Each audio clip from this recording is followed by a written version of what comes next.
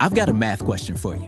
When you add tolerance, subtract prejudice, and multiply efforts to treat one another with respect, what do you get? Less division.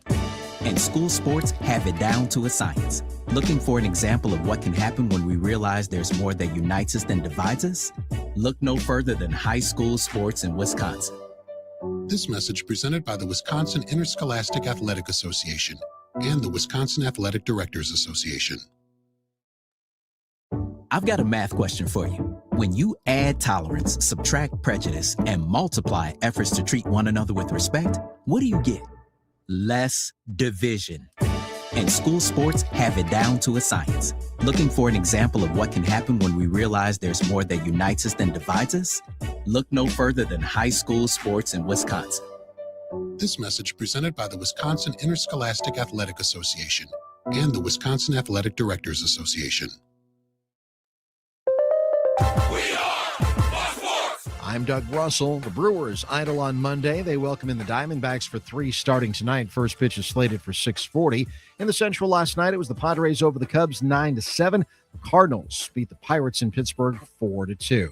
To the ice, the Stanley Cup playoffs continued Monday night. The Penguins defeated the Flyers 3-2. Philadelphia up still 3-2 in the series. Meanwhile, in Salt Lake City, overtime. Lead pass, like a little touch pass to Barbashev. Trying to feed it towards Eichel on the bouncer. And Vamelka can't cover that. 1 minute to go in the overtime. Sponsored by Credit One Bank. Eichel to Theodore. Score! Jay Theodore wins it. The series is tied at 2 games apiece. The Golden Knights win it in OT 5-4. The series once again knotted up at 2-2. NBA playoffs tonight. The Celtics host the Sixers. Atlanta's at New York. The Trailblazers take on the Spurs. The Huddle starts now. I'm Doug Russell on Fox Sports Radio, Wisconsin. Good morning, Wisconsin, and welcome to the Huddle. I'm all for someone huddling if you have something to say.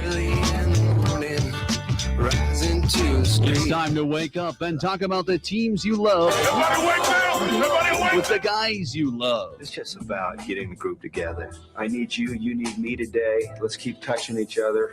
Let's make sure we feel each other. Let's make sure we smell each other's breath. Watch us on YouTube, Facebook, and X. You need 15 or 20 huddles to correlate with a number of cameras. Take the cameras off the field, then there'll be no huddles. Now gather around because it's time to huddle up. West left slot, 323 wide stick on 1. Ready, Biller for blitz. If it looks like man coverage, I'll check. I'll go 200 yes. You got to cut and crack. Now cut and crack. Red, right, 18 Bob on 1. Ready, cut him and crack. If you look at this play, what we're trying to get is a seal here and a seal here and try to run this play in the alley. We know exactly what we got to do. All right? That's all the good boy got to do. Let's go out and kick the tape. All right? 1, 2, 3. Keep doing what you're doing. Sit our guys after and make the play. Be right, all the way outside. Wide, left, fake, 396 bag, D hand, C puck. Is that long enough for you? I want you to be proud of your profession. It's a great profession. Go out there and play this ball game like I know you can play it. With Drew Olson, Mythical, legendary figure. Bill Schmid, Oh, my God. This man's been out all night. and Armen Sarian. This is it. Don't get scared now. Sanchez, we ready? Fox Sports Radio Wisconsin is on the air. Tuesday edition, the Huddle, Fox Sports Radio Wisconsin, underway from headquarters. Drew Wilson, Bill Schmid, Armen Sarian, ready to get into it today. How's everybody feeling today? Raise your hand if you're really tired. Oh, yeah. Wait, I'm too tired to raise my hand. I'm in that. Man. Yeah. And it's only Tuesday. This is when the club is supposed to be going up. This is when we're supposed to have a lot of built-in energy, and we're supposed to rise up. But, yeah, especially I'm going to the ballpark tonight. I'm going to have to muster up some energy, or by that, I mean a nap at some point. I'm going to the ballpark as well. Some of that up. A nap is in my future. I did notice it depends, like, early in the week, how much sleep equity you get early. Yeah, there's such a thing as sleep debt. If you get it in there early, you know, you can kind of be ahead of the game a little bit for the rest of the week. But if the debt, like you said, the debt is there, sitting there wondering yesterday if these winds were going to take me down when I was just taking a step out. It was so windy yesterday. It was crazy. You know, just trees shaking around like that. And I'm like, all right, well, I don't think I'm taking a nap right now. Like, you know, that's just Billy the way lost things power. Go. Billy lost power, right. Beautiful wind gusts to blow me asleep. That was the one moment when after the lights went out, I'm like, well, no TV. Might as well take a nap. So it works out pretty well. Yeah. And we'll hopefully we'll fire it back up later. Once you lose total power, I guess. Then there's nothing else to do. I was like, wow, it's either that or drive to the Potawatomi Sportsbook. So not two birds, one stone, lose some parlays, and then fire it back up here on a Tuesday. Exactly. They're always on. Now, I did realize yesterday, because I had one of those little flicker powers situation where it would like flicker off and go back on. You realize in your domicile, in your household, who the real dogs are. And when I mean like, all right, the power flickers, right? And the microwave resets the time, but the oven doesn't. Oh, interesting. And the coffee machine doesn't.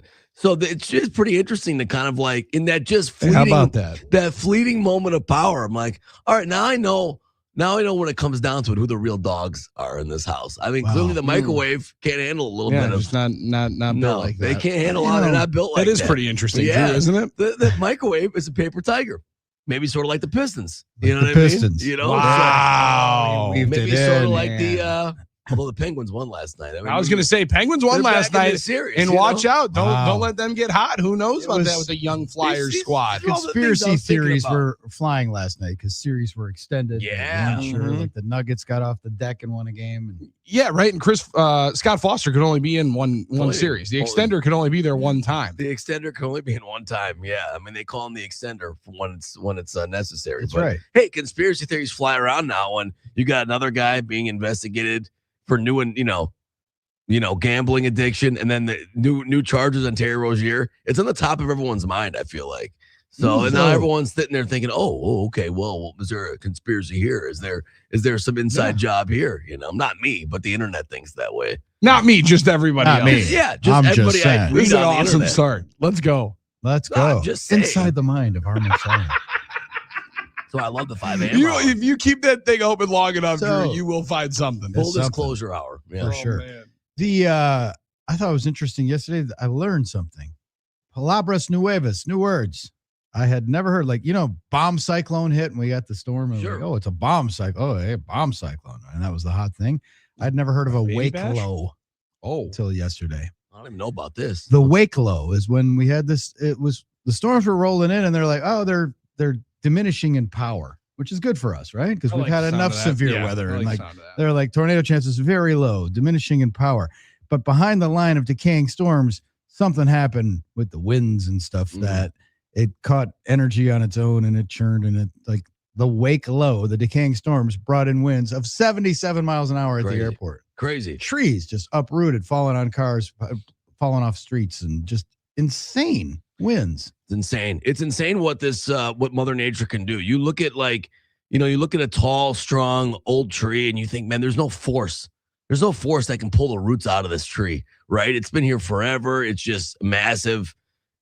Obviously, if a human tries to push on it, it's a big stone. It's a big, but then the wind can uproot a tree. we all have that, buddy. It's just like We all have that buddy walking back at 2 a.m. and say, I bet I could get this thing out of here. I can do this, Yeah. And it's just, it is pretty incredible, the force of nature. Well, you soak it up with 8 inches of rain over the last 2 weeks. It might be one of the biggest reasons our why clay that's soil ability. is pretty saturated and That's the fair. trees the roots are ready to roll. But man, it was bizarre because it wasn't predicted. Usually they could tell you, well, it's going to get pretty gnarly. Like they didn't know this was coming. This kind of just popped up.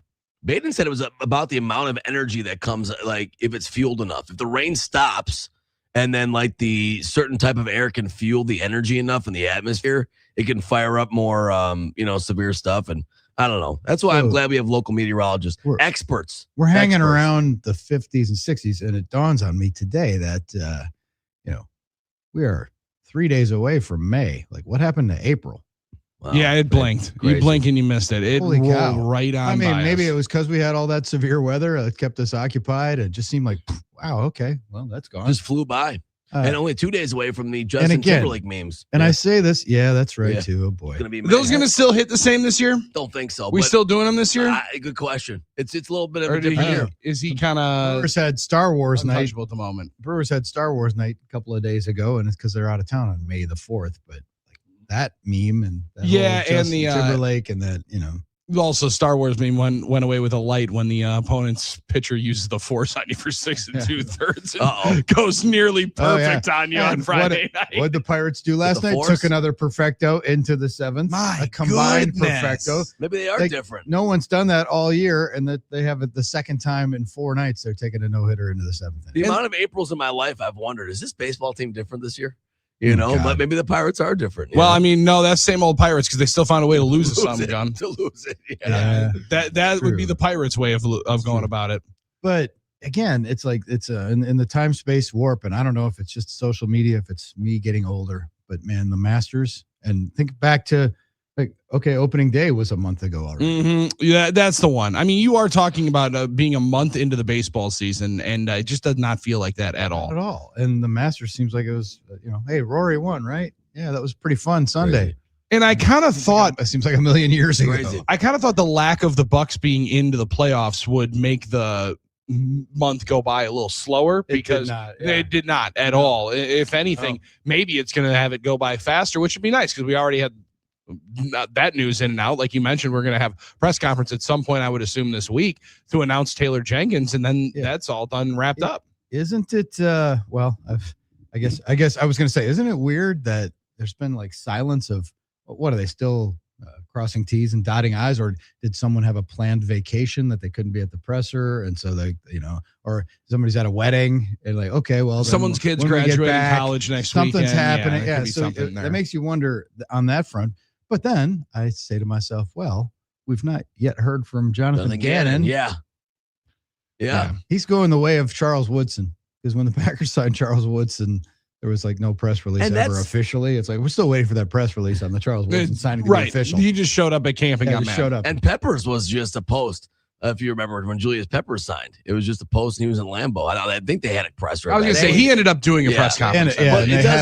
And they did a press release. I'm just like, but it's just mystifying. The Woodson one surprising because that was a huge transaction. That was pre-social media, and it was basically, and it was a monster transaction for a team that needed any kind of good press, right? Because except for Favre still being there, that was a bad team. So yeah, but was it the greatest press at the moment when Chuck came in? I mean, at that point, he was not the darling that he walked out as. Right, like he was still a big name of a player, but there was, I guess it's silly to think now, there was maybe an off the field question of like, or attitude question, I should say, not off the field, big time. Attitude question. Then the story came out, well, nobody else wanted Woodson, and we're the only team that do it. And then I guess people were like, well, what are we doing here? So maybe in that sense, yeah. But I would think, okay, it's still a star you can market, an all-pro, Heisman, all these guys, all these things. So that one surprised me a little bit more. But maybe this one, guys, do teams just feel like they don't need to do these anymore? Like they don't. We can control the message the way we want. We have our own social media. We have our own everything. We can control the message. We don't need to worry about a press conference anymore. But if that was the case, then he should have said, then I would have thought he would have sat down with Wes and Rocket, that super cool new TV set that they put together, right? Good point. And that would be the controlling the conversation and still welcoming him in. Now, we will at some point, I would assume during OTAs, finally get a chance to talk to him. Maybe, right? I can't remember in full if coordinators get up in front of the class during mini camp, maybe mandatory mini camp will end up being the first time. Otherwise, you're waiting until training camp. Yeah, I think basically. I mean, that's what's the alternative? Well, no, I'm saying there's three different chances that they're on the grass before. I would assume that he would talk at one of those. Otherwise, we'll have to wait till July. Well, yeah, even if he just stiffs us the whole year. Well, you do start getting fined at some point during the season, right? At some point during the season, coordinators have to talk at least once during the week. Yeah. Oh, they do. Okay. Yep. I was unaware that was the rule because the Packers do have the car wash. Yeah, coordinators have to talk once a week. I didn't know that was a rule. I mean, they used to be in the hallway after games, like you could get, and they would just stand there. You had to kind of request it, but then well, we're going to need to talk to the defensive coordinator after they gave up 50. Right. But then, Excuse us, let's get them over here first. And then they'd be out in the hallway, and you could interview them right outside the locker room. That didn't happen anymore.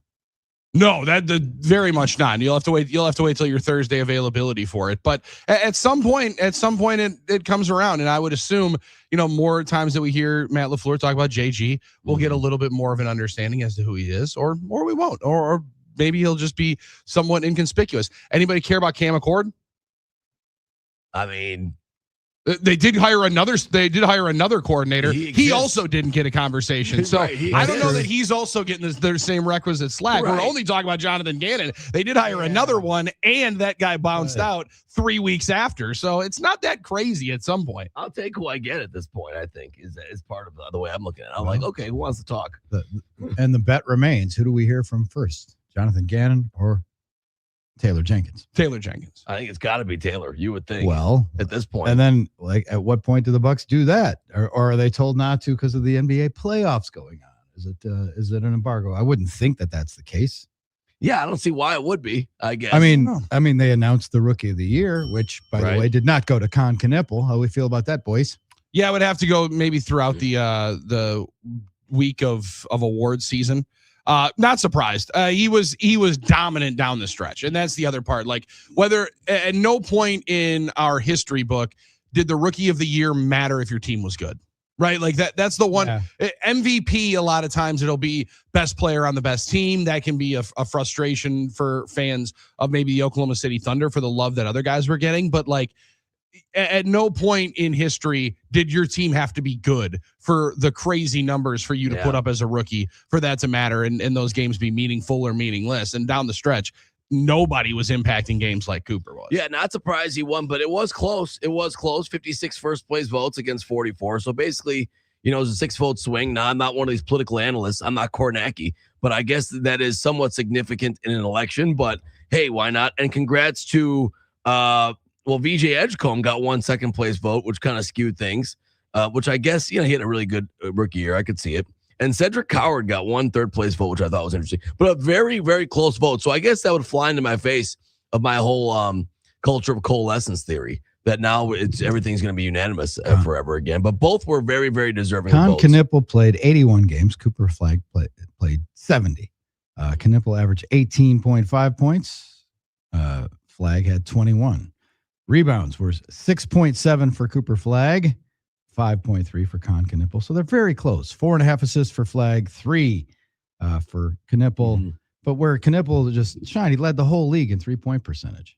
Yeah, and 42% from 3. Yeah, and what Cooper also shined with was what, a 50-point game and then 3 40-point games down the stretch at the end. Yeah. Those splash numbers will definitely jump off the page, and I think those being the lasting taste in voters' mouths is another part of it. And maybe a little bit of he benefited from maybe just a tad bit of voter privilege. I mean, I think there was a lot of idea that, hey, this league wants Cooper Flag. He's kind of the front runner until someone has to unseat him, right? I mean, they both played decent. They both played decent defense. Yeah, for sure. Yeah. And then the thing is, Mavs were playing meaningless games, and the Hornets, after being dreadful the year before, made it to the play-in. Mm-hmm. They actually, yeah. So they were, they had a shot to get in. And so you could say Knippel had the bigger impact, but again, it's an individual award. So but everybody factors in the team performance because it's just natural that they do that. Kind of, but again, I don't know as much about Rookie of the Year. I mean, you're also looking at Cooper Flag, #1 pick, walks into the NBA and he's top 25 in scoring. Yeah. Like, I mean, that's something that's hard to fathom that you just do roll in, similarly to how 20 some years ago LeBron came in and he wasn't the most dominant force in the league, but he walked in and was a really good player. Like, Cooper Flag walked in and was a really good player in the NBA. Now, granted, he got plenty of opportunities there for that Mavericks team that had nothing else other than Megan Thee Stallion. Which, for a while. I don't know if you guys are following that story. That's over now. I don't know if you've been following that whole story around a little bit. Yeah, but I don't know what's real and what's not. I don't. The same. A lot of videos getting community notes, and there's a lot of reading that I wasn't anticipating. Like, was that a real quote? There's certain quotes attributed to Clay, and I'm like, oh, that's not a real quote, or is that just something somebody made? And I've seen a lot of people dressed up as Klay Thompson. There's a lot of people that I know that kind of look like Klay Thompson, so I'm not necessarily sure as who was in front of. I had given up the thread, and then Lexi Brown entered the chat. Yeah, get right back into it. And it's like, where are we? What do we have? We need something juicy for the purian interest, right? Right, you want I guess something we're bored juicy. with Diana and Mike Vrabel, I guess. We didn't talk about it last week, but talk about juicy is the kind of the romantic angle around the Dallas Wings this year. That is something that I thought we were allowed to talk about. And then they Paige Beckers sort of addressed it yesterday, but then addressed it and said, I'm not going to address it anymore. They shut that thing down quick, though. When you're at this level and you're trying to be a league that people care about and follow, but this would be a story anywhere, right? Like, I think so. It's just so rare. Back-to-back number one picks on the same team that happen to be romantically involved. And if it goes bad, that's the deal. If it goes bad, like if their romance falls, how does it impact the team? And what is the team? Did the team weigh this in drafting? Did they think about, the ramifications? Have they laid down, ground rules? Watching the W, dude. No, they're real. These are real legitimate questions. How I got to be watching the W. So, but then they won championships and were together. Both at UConn, correct? Yeah. Yes. Right. Okay.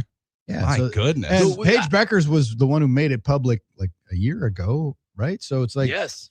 But the idea that this isn't a story and it's a different tack than the Rossini Vrabel thing. People are like, oh, who cares what they do in their personal life? Yeah. This is two players on a team that you're wanting people to follow. This is two number one draft picks, like high assets. We needed to make people believe and understand why the Diana Rossini and Mike Vrabel thing was a sports story. That's This right. instantly is a sports story. I can't, if you don't think this is a story that people have to ask questions about, I can't Totally help you. agree. And also, it's Right? not I mean- necessarily based on malfeasance. No one did anything wrong, whereas No, Mike and Diana but did. it's just so how that's is this different gonna deal. work? How's it going to work, and how did it work, or how do you guys feel about it?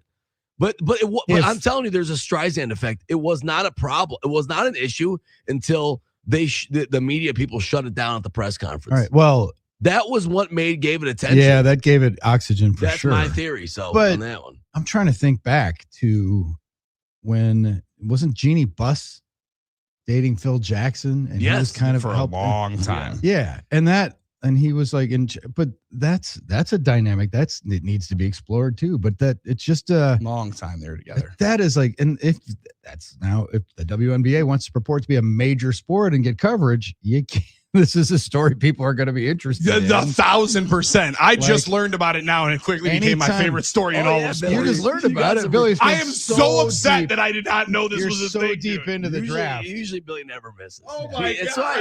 why he's got. See, usually Billy never misses a good one. When is the first Dallas Wings game? Well, they just opened camp. So All right, sweet. I'm in. Becker's had her- I am so in on the W this season. This is great. Well, But see, like you said, they made it public, or at least Paige did, and they were together at UConn and They were won with together. it. Yeah, and it seemed like nobody had a problem. and I don't won understand. championships. Well, it wasn't. And Gino Auriemma wasn't yelling at It's them. also the pros, and it's different. So you the know? question It's like- remains- I was going to say this is now we're all getting paid. Now that you weren't getting paid in college, I guess. But So why did Dallas Wings PR vehemently shut the question down at the press conference? That's interesting. To me, Yeah, that's they the did. issue. And you're right. That gave it oxygen because it has to be asked. Apparently we're And not they allowed understand it, but they just try to wall it off.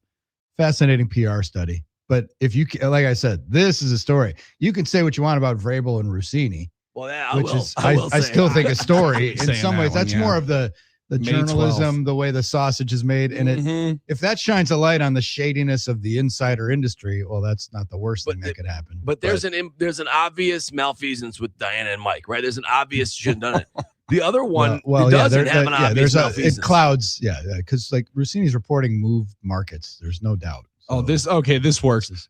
The start of the Dallas Wings season at the Indiana Fever on ESPN Saturday, May 9th. You don't say. On ABC. And Caitlin Clark. Great marketing, WNBA. And Yeah. Caitlin Clark's that'll every get game's going to eyeballs. be on basically on national TV. It'll I'm be watching that. and Yep. Billy's hard down. We're off and running Appointment viewing with the Huddle. Hunter Baumgardt joins us at 7:30. Brewers getting ready to take on the Diamondbacks in a series at American Family Field this evening. Still waiting for the Bucks coach. No smoke from the chimney at Fiserv Forum, and we can still talk about what the Packers did and start to look around as we wake up, like what other teams did in the draft, especially teams in the division. especially. We got all that and more for you. It's the Tuesday edition of the Huddle, Fox Sports Radio, Wisconsin.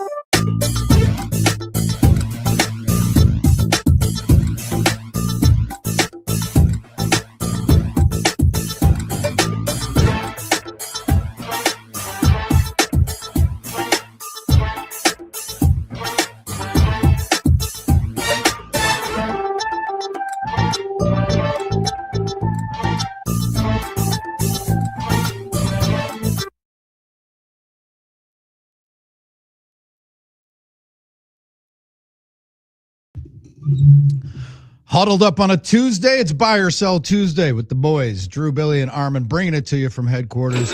877-794-1973 gets you to the talk and text line today.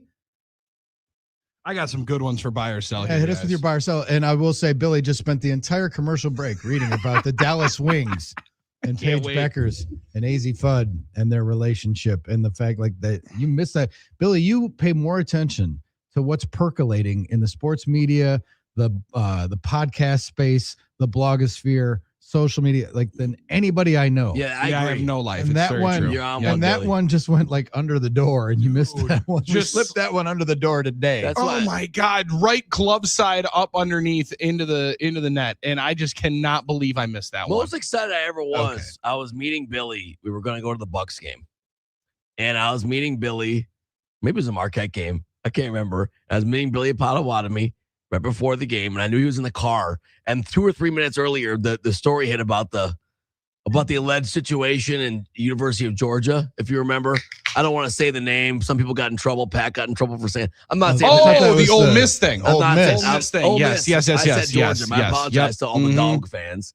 And I was so excited because I knew there was no way Billy had seen this yet. I'm like, I'm gonna get it. I'm gonna tell him about it first. So that was one of my great pleasures in life. And now we told Billy about this one. Yeah. So there's a lot to dive into. Well, Wow, this is a good one, dude. this is one. Okay, so good one. this is one that I would say we'll file this under stories in some circles.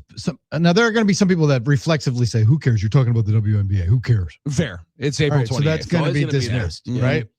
But there's no way that this isn't a story, and the fact that they kind of I don't know. I want to say they swallowed it, but when AZ Fudd got drafted, and then she had her presser.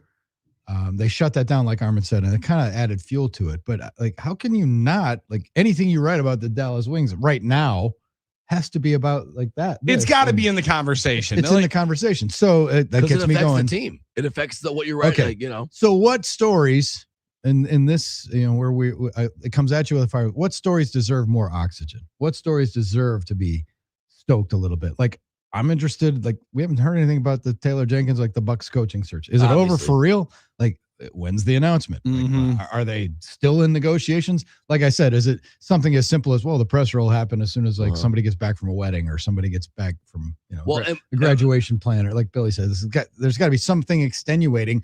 Or is there an embargo with the league because the playoffs are going on? What are the stories in sports that need more oxygen? I think people. The baseball collective bargaining thing is kind of in the background, but it should be a story. I was going to say that to me is the one that should be a story. But if there would ever be an embargo for the league having a hot start, and let's not talk about the massive elephant in the room that's also burning, that would be the one for me. I get why they're not, but it's definitely still percolating in my mind. It's a good one. And rights deals, where are the Bucks going to be on TV next year? Well, we'll find about that on local tip-off. TV. We'll find out about that the week before they tip off. Or the morning that they tip off if they follow the Brewers MLB model. Yeah. So that's something and people don't think about that. And the NBA teams in the NBA are less dependent on the local revenue, I think, than the baseball side. Definitely have been in the past. And they get all this cash from the national deals. That is just ridiculous. And if there's any team that in a year that you probably would want to get some nice, easy, gentle wins, it might be the year that you potentially move off of your generational superstar best player of all time. The impending meltdown of the Live Golf Tour is a story. That Good question. Yeah. A little bit more exploration. And then even on a base level, the fact that the Pistons lost last night, and you got a 60-win team. It's only the third time in history a 60-win team is down 3-1 in their first series, and the other two went down. And the other two went down. And was the Milwaukee Bucks one of those two? No. One of those teams? They went 58 games that year that they lost to Miami. They were very, very close. And we've seen how damaging and breaking to an organization losing in the first round as the number one seed can be. Yeah, I mean, so the Pistons, I think the Pistons were undercovered all year for what they did. And Cade Cunningham's a terrific player, and they're just anonymous, and they played great ball all year, and now they're about to lose to the Magic. And it's a bad look for the league because it it gives fuel to the notion that your regular season is more meaningless in terms of results. And this is proving it. And that's part of the reason I think a lot of times people ignored the Pistons results this year, because it's well, what does it mean? Are they actually good or not? This is the regular season in the NBA now. And because of that, we don't know what any of that means anymore. Yeah, the tough part is, though, Armen, as well, Orlando, remember during the offseason this past year, we were getting it crammed down our throats. They were the big They were the hot name. Yep. They were the team that is going to be different. They're going to be way better this year. You guys just got to wait for Orlando. and they never really got off to that start. Now the East was better than maybe people gave it some credit for, but like they had to scrap to be able to get themselves in and also learn how to play with a little bit of a new main chess piece in Bain and company. And they're still young, but they are as aggressive as all hell. And if you like the early 2000s NBA, you're loving this series. They do play like that. Yeah. It's a lot of toughness, a lot of ISO posts, a lot of all that Pistons stuff. have been out hustled, out rebounded, out everything. Out strengthened. And and this is in 42 years. Get this, in 42 years, only 6 number 8 seeds have gotten through the first round, and only 4 of those did it in a best-of-7 series. So wow, this is rare. Yeah. I was going to say that We Believe Warriors would have been one of those against the Mavs. Obviously, the Heat. I can't think of all of the other ones that have even gone through. Nuggets over the Sonics at 4 maybe. That was a crazy one. That was one. Bucks almost did it in 2000 to the Pacers, but lost in Game 5, and we should have won that game. Oh man, we should have won that game. So hold on, they almost did it, but lost in 5 in the first round. Yeah. Oh, sorry, it was best of 5. Yes. Pardon me. I was still broke. I was still sitting at best of 7. Yeah. I'm like, that seems like they were very, very close. I apologize. Yeah, no, that was the year before they had a really good year with the 2001 Bucks, and there was a lot of excitement. You know, Tim Thomas had just come on board. Cassell was there. Ray and Glenn were. It was a lot of excitement. I remember we really were close to winning that series. I remember Reggie Miller was exhausted. They came back and won, and Cheryl was interviewing him, and he goes, "Cheryl, the Bucks were the better team. We won today, but the Bucks were the better team." I'm like, wow, I can't believe Reggie Miller's saying this. So that was one that was close, I remember. But yeah, there've been a few that have taken it to the limit, a few that have won. But is this going to happen more now? I mean, are we learning less about teams in the NBA in the regular season than we ever had before? It's a legitimate question. Well, that definitely. The other one that's going to be pretty fascinating to see how it develops is what they end up doing with the anti-tanking rules that they've tried to fire up. First glance yesterday, some of the proposals came through, one of which was flattening a lot of the odds and welcoming in certain teams that are into the playoffs into the lottery, and everybody there gets descending odds, but the last 8 teams all get flat even odds, say like 8%, 10% chance. At some point, we're all going to realize that the NBA regular season definitely needs to be truncated. But I don't know that anybody is going to willingly shrink the amount of games, knowing that the revenue is also potentially going to shrink. The one story that we're not going to give a whole lot of oxygen to, but it's going to start getting a ton, is this Brendan Sorsby story, Drew, from Texas Tech, who transfers this offseason from Cincinnati to go to Texas Tech. Big bag for a quarterback, allegedly bet on Indiana to win the national title when he was on their or bet on them to win when he was on a roster in 2022. He just checked himself into a rehab for a gambling addiction that he admittedly said yesterday. Now, this is a dude that was going to be in line to be one of the top guys for the Heisman Trophy, and had a phenomenal year last year, checked himself into a residential treatment program. But he also test case on guys that went back for the bag instead of going to the NFL. In all reality, Drew, Sorsby would have been probably the 2nd or 3rd quarterback taken. He would have challenged Ty Simpson to go earlier this year in the draft. And instead, now his career is very much in jeopardy, especially at the NCAA level. Because you just don't necessarily know where and how deep this ultimately can go. But he ended up grabbing an estimated $5 million in the portal, picking Texas Tech over LSU and Miami, on top of having to pay $1 million buyout lawsuit that Cincinnati had. So he is he's in a world of conversation, and this has all the things that people hate about college sports all kind of wrapped in one. Gambling, NIL, portal poaching, meet Brendan Sorsby right here into the middle. Have we had much gambling talk in college football yet? I mean, this does seem like it's a little bit of a new stream that I think so too. That we're rowing here. I think that's a good point. It was the baseball. It was baseball players and basketball players. Baseball coach up. Yeah, and then, but yeah, basketball seems more. Football's would seem harder to fix, but then it's not fixing. It's just this guy betting, which again, anything.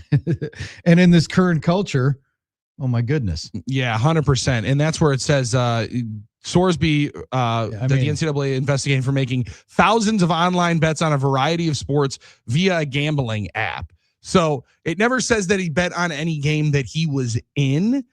There's no allegation of Sorsby gambling that he led to impacting outcomes, either the team or individual, during his previous stops, but did bet potentially on his team to be victorious when he was not on the field. So there's a ton here that is going to be we got to talk about this because this is one of those, again, it doesn't get a lot of coverage till something like this pops up, but in some ways this is like, it's inevitable.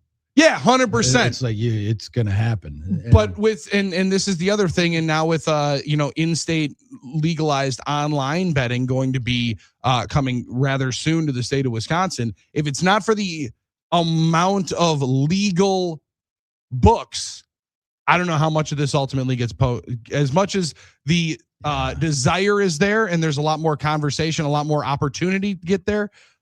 When you have to throw a name and a driver's license identification code on to start they know exactly who's making the investments, fellas. And then you get to the the reporting list. Pete Thamel has the story, and it's like, and he's breaking it from the DraftKings studio on the FanDuel network presented by MGM. Like, they're all in bed with this, and that's why it's just inevitable. But man, this is big. Well, what about Armen alluded to Rozier earlier and that whole Chauncey Billups, that whole they're filing, like, not getting a lot of oxygen either. New charges, I think, was the story. New indictments. That's not. I think that's not getting as much because that story's kind of. The Trailblazers are watching that because Dundon's trying to figure out if he's going to get some money back on that. Billups. That's what he's trying to do. We're gonna buy or sell after 6:00, but right now it's fun. Just like, what stories need more oxygen? What should we be paying attention to? Because we get distracted pretty easily in this culture. We do. How about a really, really ultra local one that just popped in my head?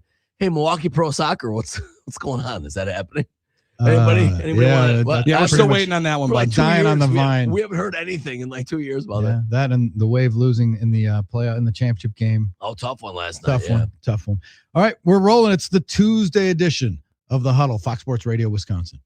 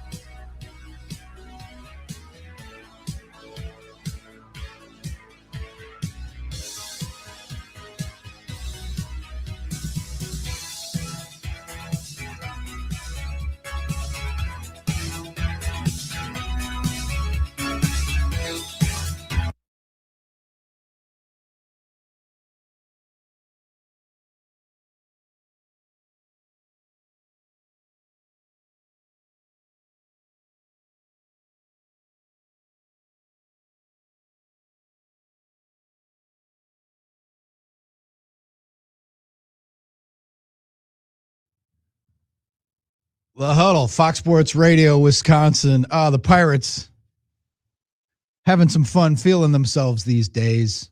Connor Griffin's 20th birthday, they had a bounce house in the clubhouse. I like that. That's cute. It's so super small, though. Yeah. You go big or go home. It's kind of funny, though. Well, how much? Hilarious. How much do you think you can actually put inside of a room? I know it is indoors. When you guys rent Lena the massive bounce house for I'm her not third, doing that. They all want the bounce house. I'm not. First of all, these bounce houses are not cheap to rent. All right. Second of all, she's not old enough to understand it, get it, or enjoy it yet. Maybe when she's 7 or 8. All right, and we'll invite Carson and Benson over to enjoy it because I want every kid in the county over to use this thing. Yeah, I don't want to have to pay $5 at the door to use the bounce house. I'm not pulling. I'm all good, Dario. Thanks, man. I'm not doing a cover on you. All right, but these bounce houses, man, they're they come and they fire up the bounce house. Then every kid in the neighborhood sees there's a bounce house. Then it's like, oh, how come they got a bounce house? We got to rent a whole farm. We're going to rent a whole, farm. No, you can't use this. You can't use this yet. You just moved into the neighborhood. Sorry, there was no way anybody was grabbing a bounce house in the condo village you were in before. No, not there. We're getting there soon enough. We'll get there soon. No, not there. That's for sure. All right, so we've been talking about it. We jumped off with the Paige Beckers and AZ Fudd, that the romance at the and I'm gonna have a Dallas lot Wings. of fun with that throughout the season. And now just stories that deserve a little more oxygen that were undercovered. And again, like, where's the Bucks coach? It was reported last week. No presser yet. Where's Jonathan Gannon? Where's the still waiting? Why is he Excuse mic me. shy? He did a lot of pressers when he was coaching in Arizona.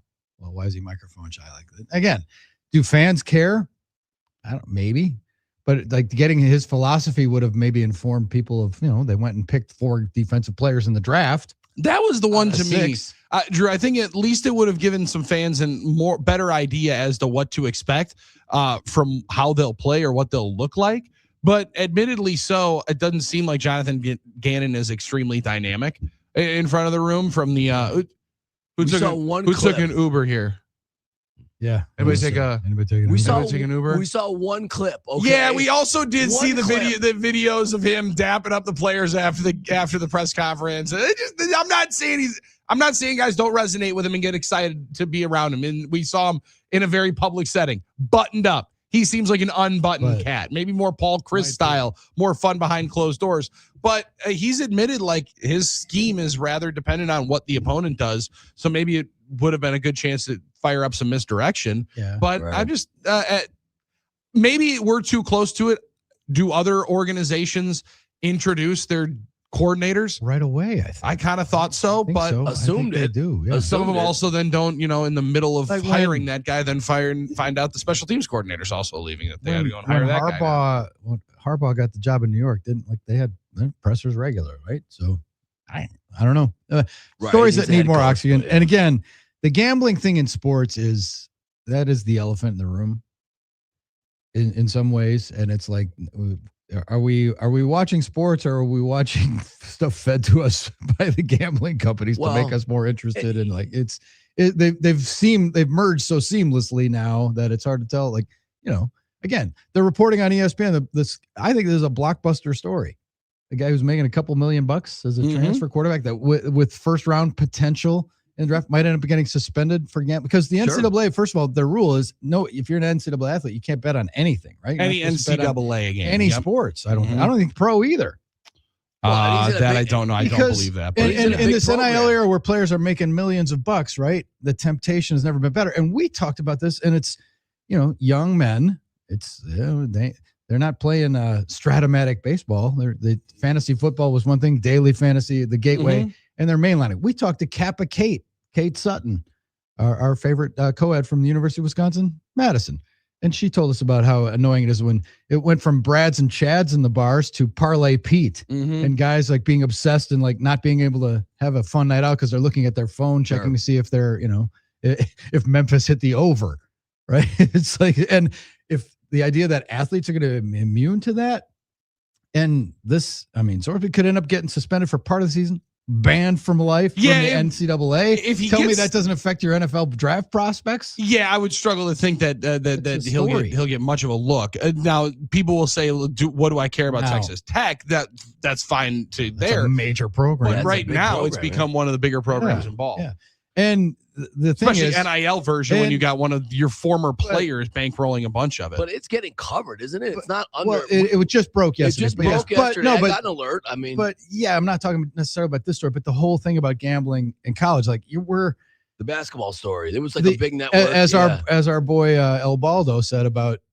Twitter/X. It's a loaded Uzi on the nightstand, and that's what gambling is. Sure. Like it's that third rail because now always be vice, reflexively, if anybody says, well, what's the big deal? He wasn't betting. He was betting on pro sports. He was betting on baseball. You can't bet because then when you have like Texas Tech, why is Texas Tech good? Because one of their former players is a billionaire that's funding the program. That's giving a bunch He's of giving money. this guy a bunch of money. If he gets in deep, as we know can happen, because, most gamblers lose. If he gets in deep, then what happens? What's the next? You have to think about the next step. Like he's just betting on, he's betting on NBA. What's the problem with that? Mm-hmm. If he gets behind and then needs more money or needs, guys might transfer schools to get more money to help pay their gambling debts down. And then they become susceptible to, oh, we can fix this. Throw a couple picks in your game on Saturday night. Yeah, throw a couple picks for us. And I get that, but then that's the slope that you're on. And that's why they have to have this like distance and this absolute, I think zero tolerance. Yeah, 100%. If you are sniffed around on betting on a game that you are involved in, then you immediately have to be taken away from it, right? Like Jonte Porter, I don't care if that guy was one of the better players in the game. You immediately, if you are fixing your unders, have to be removed because there's going to be a fine line between this being professional wrestling and professional sports. And as a lover of both, there is a massive difference. The amount of money that has pumped into all of professional sports. And obviously people know that I'm an advocate for it on the players side, as the team side, and the consumer side. I think it makes all of the games more appealing. I think it makes it better. This also makes sports gambling better with it being above board and legal and with different leagues, because you then have the opportunity to know and alert everybody immediately when, hey, by the way, there's a DraftKings account that Brandon Sorsby just placed a bet on Indiana for. Sweet. All right. Yeah. That is under investigation. Yeah, that's immediately in, other than Johnny down the street. Like there's too many different thoughts as to where this is. If the kind of gambling app that they're talking about, it only gets flared if there's legalized sports wagering. And clearly part of this looks like if it's back from 2022, it may not have been above board. Yeah. They're protecting against the malfeasance.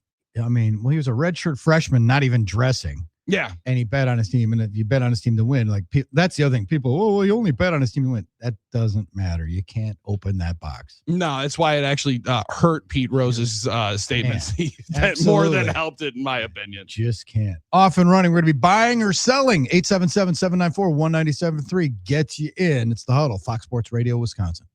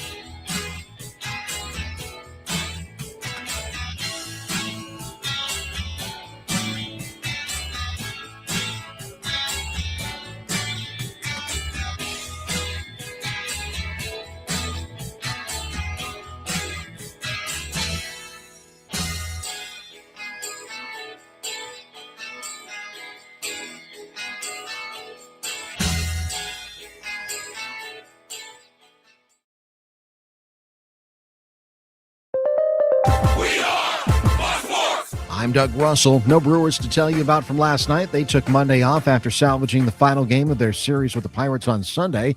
Tonight it's Arizona in town for the start of a 3-game series. First pitch at American Family Field is set for 6:40.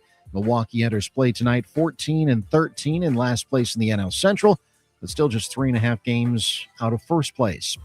Also tonight in the Central, the Reds host the Rockies. St. Louis is at Pittsburgh. Chicago visits San Diego.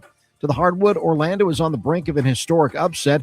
The Magic, the number 8 seed in the East, they beat the Pistons last night in Orlando 94-88. Magic up 3-1 in the series against the top-seeded Pistons. Meanwhile, the defending champs moving on to the second round. Oklahoma City eliminates Phoenix 131-122. And it's the Nuggets over the Timberwolves 125-113. Minnesota still leads the series 3-2. Hour 2 of the Huddle starts now. I'm Doug Russell on Fox Sports Radio, Wisconsin. Good morning, Wisconsin, and welcome to the Huddle. I'm all for someone huddling if you have something to say. It's time to wake up and talk about the teams you love. Everybody wake up! Everybody wake with the guys you love. It's just about getting the group together. I need you. You need me today. Let's keep touching each other. Let's make sure we feel each other. Let's make sure we smell each other's breath. Watch us on YouTube, Facebook, and X. You need 15 or 20 huddles to correlate with the number of cameras. Take the cameras off the field, and there'll be no huddles. Now gather around because it's time to huddle up. West left slot, 323 wide stick on one. Ready, Bill for blitz. If it looks like man coverage, I'll check. I'll go 200 get. You got to cut and crack. Now cut and crack. Red right 18 Bob on one. Ready, cut him and crack. If you look at this play, what we're trying to get is a seal here and a seal here, and try to run this play in the alley. We know exactly what we got to do. All right? That's all the ball down to. Let's go out and kick the tape. All right? Hey, yo. 1, 2, 3. Keep doing what you're doing. Get our guys after you and make the play. Be right, all the way outside. Wide, left, fake, 396 bag. Be hand, see puck. Is that long enough for you? I want you to be proud of your profession. It's a great profession. Go out there and play this ball game like I know you can play it. With Drew Olson, Mythical, legendary figure. Bill Schmid, Oh, my God. This man's been out all night. and Armen Sarian. This is it. Don't get scared now. Sanchez, we ready? Fox Sports Radio Wisconsin is on the air. Huddled up on a Tuesday in the good land. Drew, Billy, and Armen bringing it to you from headquarters, 920 Milwaukee, 1070 Madison, everywhere on the iHeartRadio app. Streaming live for those insomniacs, early risers, sociopaths waiting for the health club to open. Yes, streaming live, Facebook, X, and YouTube. Oh, Drew, those people are already showered. They're already showered and in the car getting ready to roll. You're right. And Hour of cardio in, and we're I was going. going to say, have some athletic greens and get to work. They're ready to roll. I still have athletic greens in my fridge. I still have the overnight oats that I was supposed to. That was going to be my health craze for a while. Armen, those greens. No, No. I don't. I didn't know what you meant. Don't think those greens are getting fired up after a 5 a.m. health club trip. No, Unless we have folks listening to us, fresh off of a workout or something. not until 7:45 when we do the wake and bake. Yeah. And do I have one for you today? Speaking of greens, Billy's got one, and we have a lot to discuss on that one. I go to the grocery store and I look at the spinach, because they get some spinach. You can get the big bag for $3, right? But you're going to not eat half of it before it goes bad. Or you can get the small box for sometimes $4, but it's half of the spinach. Isn't that crazy, Drew? But you think then I'm thinking to myself, well, should I feel bad for littering half the bag? But then again, I say to myself, I'm not littering. These are leaves. Nope. These are leaves. These are leaves. I'm not littering. I could throw a bag of spinach outside that will biodegrade. I mean, I'm not outside. The plastic of the bag. No, I'm not outside picking up leaves. I mean, obviously we rake in the fall. Are you a composter if you're this cheap? I mean, come on. No, I'm not. Well, it's just about composter. Being, well, it's not just about throw being your cheap. vegetables away and then mulch them up and then put it in the garden. The earth is our compost, though. When it comes to, I mean, if I have a banana peel and I throw it on the ground, that's not littering. I mean, it is to some people, but I don't think it is. Apple core maybe because it's gonna decompose and banana peel should. Yeah. What happens to the bananas in the Caribbean that fall off the tree that don't get? I'm just saying these are the things I think about at 4 a.m. But now it's 6. Now it's showtime. Now we got to get off of your Now banana we're on the peel. show. All right. Inside Armen's mind. All right. The last 4 minutes brought to you by HappyPlaceHemp.com. You want to spark up like Armen apparently just did? Go to HappyPlaceHemp.com. Use promo code Huddle. Get 25% off and free shipping. My God. I didn't think Armen, the rabbit hole of the 92 Eastern Conference Finals that you watch all the time. Yeah. I didn't think it could get worse, but I'd rather have you dive into old games. 100% Think about That's not the only level the big versus the small bag of spinach and anticipating your waste and food going bad and produce going bad. I think about a lot of these things. A man who loves to buy produce but hates to throw anything away and doesn't want anything to go unused realizes that he's not going to use all his produce, and then they're in the dilemma. I mean, I'm filling up my bucket of yard And waste. then you wonder why people buy the fruit that's pre-cut that only gives half the serving. I was just going to say that because it's crazy how that happens. Yesterday at Stately Olson Manor, before the storm hit, I knew that was going to get dicey with the weather. So I fired up. That's the thing with our shift now. I fired up the Blackstone and made lunch and dinner. Smart man. Yep. And back to back. And so dinner was done when the inclement weather hit and I didn't have to be outside. But I did that. And in order to buy, it was like taco night. We went Taco Monday because we're contrarians. I like that. Yeah. But don't delay it. The pound of ground turkey, and I needed some onions. So it's like, all right, so do I buy a bag of onions and take the time to slice that onion, or do I spend an extra $1 and buy the pre-sliced onions? Of course, I bought the pre-sliced onions because I was lazy every time. Now, I could have. Onion is one thing I would have saved money. Yeah. But time. And the time. And how much is your time worth, a Drew? Mess, because if I chop something up, I'm going to leave some shrapnel somewhere on the counter, and I'm going to get yelled at for not cleaning it up because I'll miss it. It's like, dude, are you blind? How do you not see that there? Like, and onion you clean up all the rest of this, but that one you just decided to not. And it's like I don't get any credit for the effort of chopping and making the food. 90% of the way, Drew. I did it 90% of the way. Yes, exactly. It's the one you missed. The one I missed. I gotta say though, onion is the one thing I might agree on because onion shrapnel's worse. And the process, you get the skin, it's also more physically demanding because of the way your eyes tear up. It's so difficult to cut onions. Watermelon for me is the other one. Now because my youngster loves watermelon, understandably so. Delicious. Why? Because it's delicious. It's also the messiest of all the foods, of course. Right? Like so, we're gonna enjoy that one by far, way more than anything else. I can cut up the watermelon. That's a pain in the arse, right? Like that all the way through, dicing it through, possibility that your boy loses his focus, slightly slices my finger, because that sadly happened before, and then it just blends in with the watermelon. So that one I'll buy the pre-sliced as well. Every time, though, I walk by the vegetables now, I've heard this so many times, whether it's on the air or off the air, Drew, that I smile and chuckle and think, like the bracelets that people have. The what would Jesus do? Mine is what would Armen do? And every single time I say he would not do this, and I grab it with that wristband. Thank you very much. Throw that bad boy right into the cart. Sometimes you have to make a business decision, right? I'm not going down to the docks and buying a whole fish and filleting it myself. Like if I want to get a fillet of salmon, I'm not doing that. You don't eat fish though. I eat fish. I know. I'm just you don't eat fish yet. But anyway, I'm not doing that. Right, I'm not gonna go gut my own fish, right? Like there are certain things I won't do. Yeah, but that's not to save the money. That's because you would think it was gross. I think it's gross. That's because you're not manly enough to cut that one up. I'll watch people do it in a YouTube video all night, but I'm not doing it myself. There's no way I'm not gonna do it. Our friend Derek in Whitewater checking in. Good to hear from Derek on the Talking Text line. We haven't heard from Derek in forever. Said, yeah, Armen. But what if a school bus driver hits that banana peel? It'll definitely crash then. Here you go. You thought you were being biodegradable. Yeah. Derek brings up a possibility that clearly would happen. I know. You might lose a star in Mario Kart if you hit that. You gotta watch out on that one, man. Come on now. Those banana peels are dangerous. Hey, good to hear from Derek. They're gonna get a spin out. Yeah. It is good to hear from Derek. It's been a while. The hot work on the Talking Text line here earlier on here today. Matt in Wausau. Don't know if I missed it, but the question that everybody wants to know and the story that people want to know about, what does Armen think of Trey Smack's new jersey number with the Packers? So I didn't see it. But he's rocking number 28, the same one he wore in college. So I said to myself, he was 29 in college. It was 29 in college, pardon me. That's Xavier McKinney. That ain't happening, bud. I said to myself, we will know what the Packers think about this guy as soon as they assign the jersey number. If he gets a regular one, or a ridiculous like a 49 or something like that. But I'd say that's his college number, 28. I guess that's legit. So just off of the college number, but honestly, 28 looks close sweet to it. Undercover story, because 28 was A.J. Dillon's number, but then it was Trayvon Diggs' number, right? Ooh, good point. Yes, it was. So undercovered stories that need more sunlight. It's a great What topic, happened Drew. with the Packers with Trayvon Diggs? They need a corner. Like They didn't. Is he coming back? They gave his number away, so apparently not. And Wayne and I talked about that this weekend, that he still feels like a possibility to come back, right? It still feels like one that would make a lot of sense. They're buddies. They work out. It makes sense. But then, what's the number? And I get that. Or there's probably after June 1st, we can bring what? I don't know. I was going to say, I think there's got to be a manipulation timing wise on the contract for him. They cut him so they're not going to pay him the salary of last year. Maybe it's wait around and see how long, or if anybody else draws more significant interest.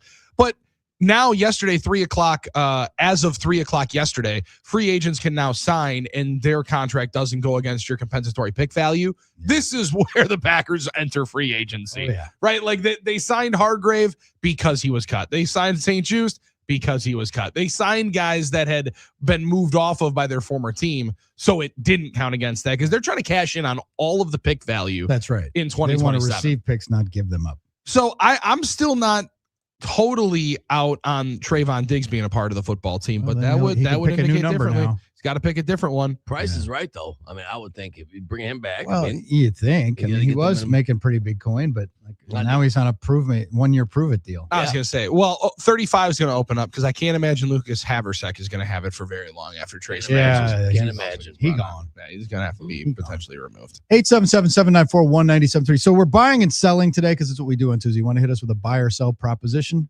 Feel free. Are you buying or selling? I was going to say that Brennan Sorsby will be suspended for an entire season. Oh, I'm buying that. Yeah, I'm buying that. If not, Drew, there will just be a ban from college sports. Well, that's right. I don't know where his eligibility stands. He's 22. Redshirted there, so I think this is his redshirt 5th year. The tough thing is, I think the better question would be buying or selling if this eliminates him from any NFL conversation, or if his professional life would have to go start in the UFL and then be able to build up fatal accident, or you can be you can do a lot of things and still get drafted in the league. But is this the one thing that especially if you're good enough? I mean, that's part of it. And he's not. But again, he made thousands of bets. Now, okay, I think there's a slippery slope there because it's legal. Yeah, and I mean, and also dating back 3 to 4 years. That's because in Indiana, it had been legal for a long time. It's been legal for a long time. Mobile sports betting, I think, all the way back to the pandemic in Indiana. So it's just, I would anticipate that he's couched all of the college football season, unless this is a part of them trying to uncover if there were more, and him just being the front and the tip of the iceberg. Him going to rehab now. For gambling addiction, maybe they'll use him as all right, well, we'll only suspend him for a third of the games or half the games, and then he can play his last year. So this is how the NCAA is reestablishing themselves with some kind of control and some kind of power? Maybe. Look at that, because then they're going to say, hey, you self-reported. We'll take it easy on you. Yeah. Maybe this is their first little amnesty, back to, but he could also be the example of, all right, we're bringing down the hammer. That's to me where death penalty. I struggle with anybody that is caught to have been betting on a game that they are involved in, or the league that they are in, that you can play again. And I know it sounds harsh, and some people think it's talking out of two sides of my mouth for being an advocate for legalized sports gambling. This all goes away. All of that additional money that continually gets pumped in to the NFL salary cap. You see how it continually goes up by an historic rate over the last 4 years, Drew? Every single year it continues to quadruple, it seems like. And in the NBA, the salary caps and the salaries have never been greater. National television revenue, sure. That national television revenue was buoyed in the anticipation of people watching because of sports gambling. And if indeed it gets to the point where people believe that it is just too nefarious, that all of that money will go away for everybody. So if indeed you want to, and I think all the leagues need to be still in business with sports gambling, you got to take a strong and swing a big stick, as Teddy Roosevelt used to say. Mm-hmm. You might speak softly, but you're carrying a big stick, and I would assume that Brendan Sorsby's on the receiving end. All right, 877-794-1973. Buy or sell today. Buying or selling Brewers will win a series against the Diamondbacks that begins tonight at American Family Field. Well, I'm buying that they're going to win tonight. I'm buying that they start the series with a victory. And I'm also buying that I think Drew game 2 ultimately becomes the most important one because it feels like they're in a bit of team streak 2.0 version from last year where they'll win 2, lose 3, win 3 as they've in trying to keep themselves just at bay and head just a little bit above water during this massive low tide coming off of the 8-2 start. But I do believe they started out with a victory here today, and Chad Patrick pitches a whole lot better. But man, they're not if you don't have Woodruff and you don't have Mizorowski on the marquee for the weekend or for the series, it always feels a little bit more dangerous and tough. Yeah. But Woodruff coming up on Thursday gives you at least a little bit of feeling. Soroka's been good since he's joined the Diamondbacks this year. But hey, man, Sproat pitched well his last couple of times out, so I do feel like they're going to win the series coming up this week. I think I agree with you. I feel good about it. Like tonight, Merrill Kelly's pitching for the Diamondbacks. He has not been very good this year in his start so far. So I like to think the Brewers can be a little bit opportunistic. They're due to hit a homer. It's been 7 games, 8 games, 7, right? And Merrill Kelly gives them up too. Yeah. Merrill Kelly gives them up. Yeah. So I think the Brewers are going to put some runs on the board tonight. And if you win the first game, I'm always betting on you to win the series, so that's the way I look at it.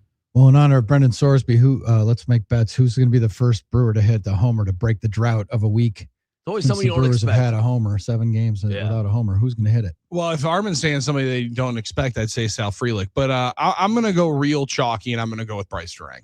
It's probably not bad. I was going to say Jake Bowers. Bauer. Man, Bauer's been swinging a hot bat. When we were talking about it with Rock yesterday, other than buy or sell, Jake Bauer's just going to be on the team this year. He's not going to need more of his Jake Bauer's saving his roster spot, Drew, because I've always said, has just a great knack of being able to save his spot once somebody is coming up behind him to take that spot and send him back down. He hits 2 homers and a double, but he has lived up to that early hot spring that he had. Rarity in no baseball. doubt. Usually the market corrects and you go right back the other way quickly, and instead he's kept himself floating. I don't know where they would be offensively if it wasn't for him. Mason Miller was proved to be human last night. Gave up a couple runs for the first time. They still won. I was going to say, luckily, still won the game. They beat the Cubs, but they gave themselves a hell of a cushion. That's for sure. And in a time where some power is really blasting throughout baseball, I mean, there were like all of the top guys on Sunday hit bombs. Judge and Raleigh went yard yesterday. Big homers in Minnesota as well. So there's been a decent amount of power. It would be nice if we could join the party. Judge has 10 homers, I think, already, right? Yeah, That's and he crazy. went his first 4 or 5 games without having them. Oh, man, that guy's just amazing. So, yeah, it would be nice if we tapped into that power surge a little bit. And not, we don't need it to win games, but it sure helps. Because eventually you want to slug a little bit, right? And the Brewers would help themselves. By the way, the Cubs built their streak with the hapless Mets and Phillies playing badly. Then they went and faced 2 teams that are hot and said, "Oh, this is what it's like to play good ball clubs like the Dodgers and Padres." The story from your friend Sarah Barshop had here on ESPN. Ty Simpson had, quote, a secret meeting with Sean McVay before the draft. Are we buying or selling this private secret meeting that now we're getting the reports on from Sean McVay, or is this just remarkable damage control for how badly this PR has been since Thursday night? Why was McVay so grumpy about the pick then if he had a meeting?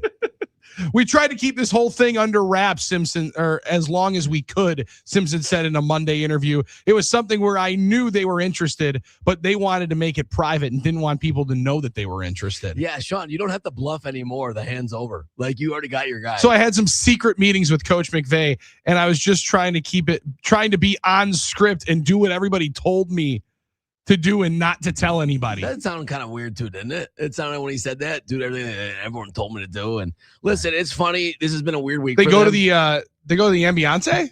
Yeah, I don't know. Good question. Where do they have these private meetings? Question. Did they have a Spotify playlist? Oh my. That may or may not be the next we thing. Yeah. The thing is, it doesn't matter. All that matters is, will Ty Simpson be an excellent quarterback or not in this league? If he is, everyone will take credit for him one day. All right. If he's not, you just won't remember. He'll be another Josh Rosen. It was just football. It was straight to football. I don't know. Wow. Okay, straight to the football. I like the swing they took because they're not going to be. They don't They're not planning on drafting high in the first round anytime soon. Maybe it's just my jadedness that the Packers have broke into us, but like you can kind of miss me with the don't they owe Matthew Stafford more? This is big business, man. Like, oh yeah, you got to have the next guy. You were the one that last year decided to go flirt with the New York Football Giants, right? So, and we're sleeping in an RV outside of the facility to make sure the back was okay. We got to protect ourselves, man. I apologize for that. The worst one for me than the Rams drafting, the worst look that came out from the Rams was them all wearing sweaters of the Colorado Avalanche on day 3. Did you guys see this? Stan Kroenke, owner of the LA Rams, also owner of the Colorado Avalanche. Oh, yeah, okay.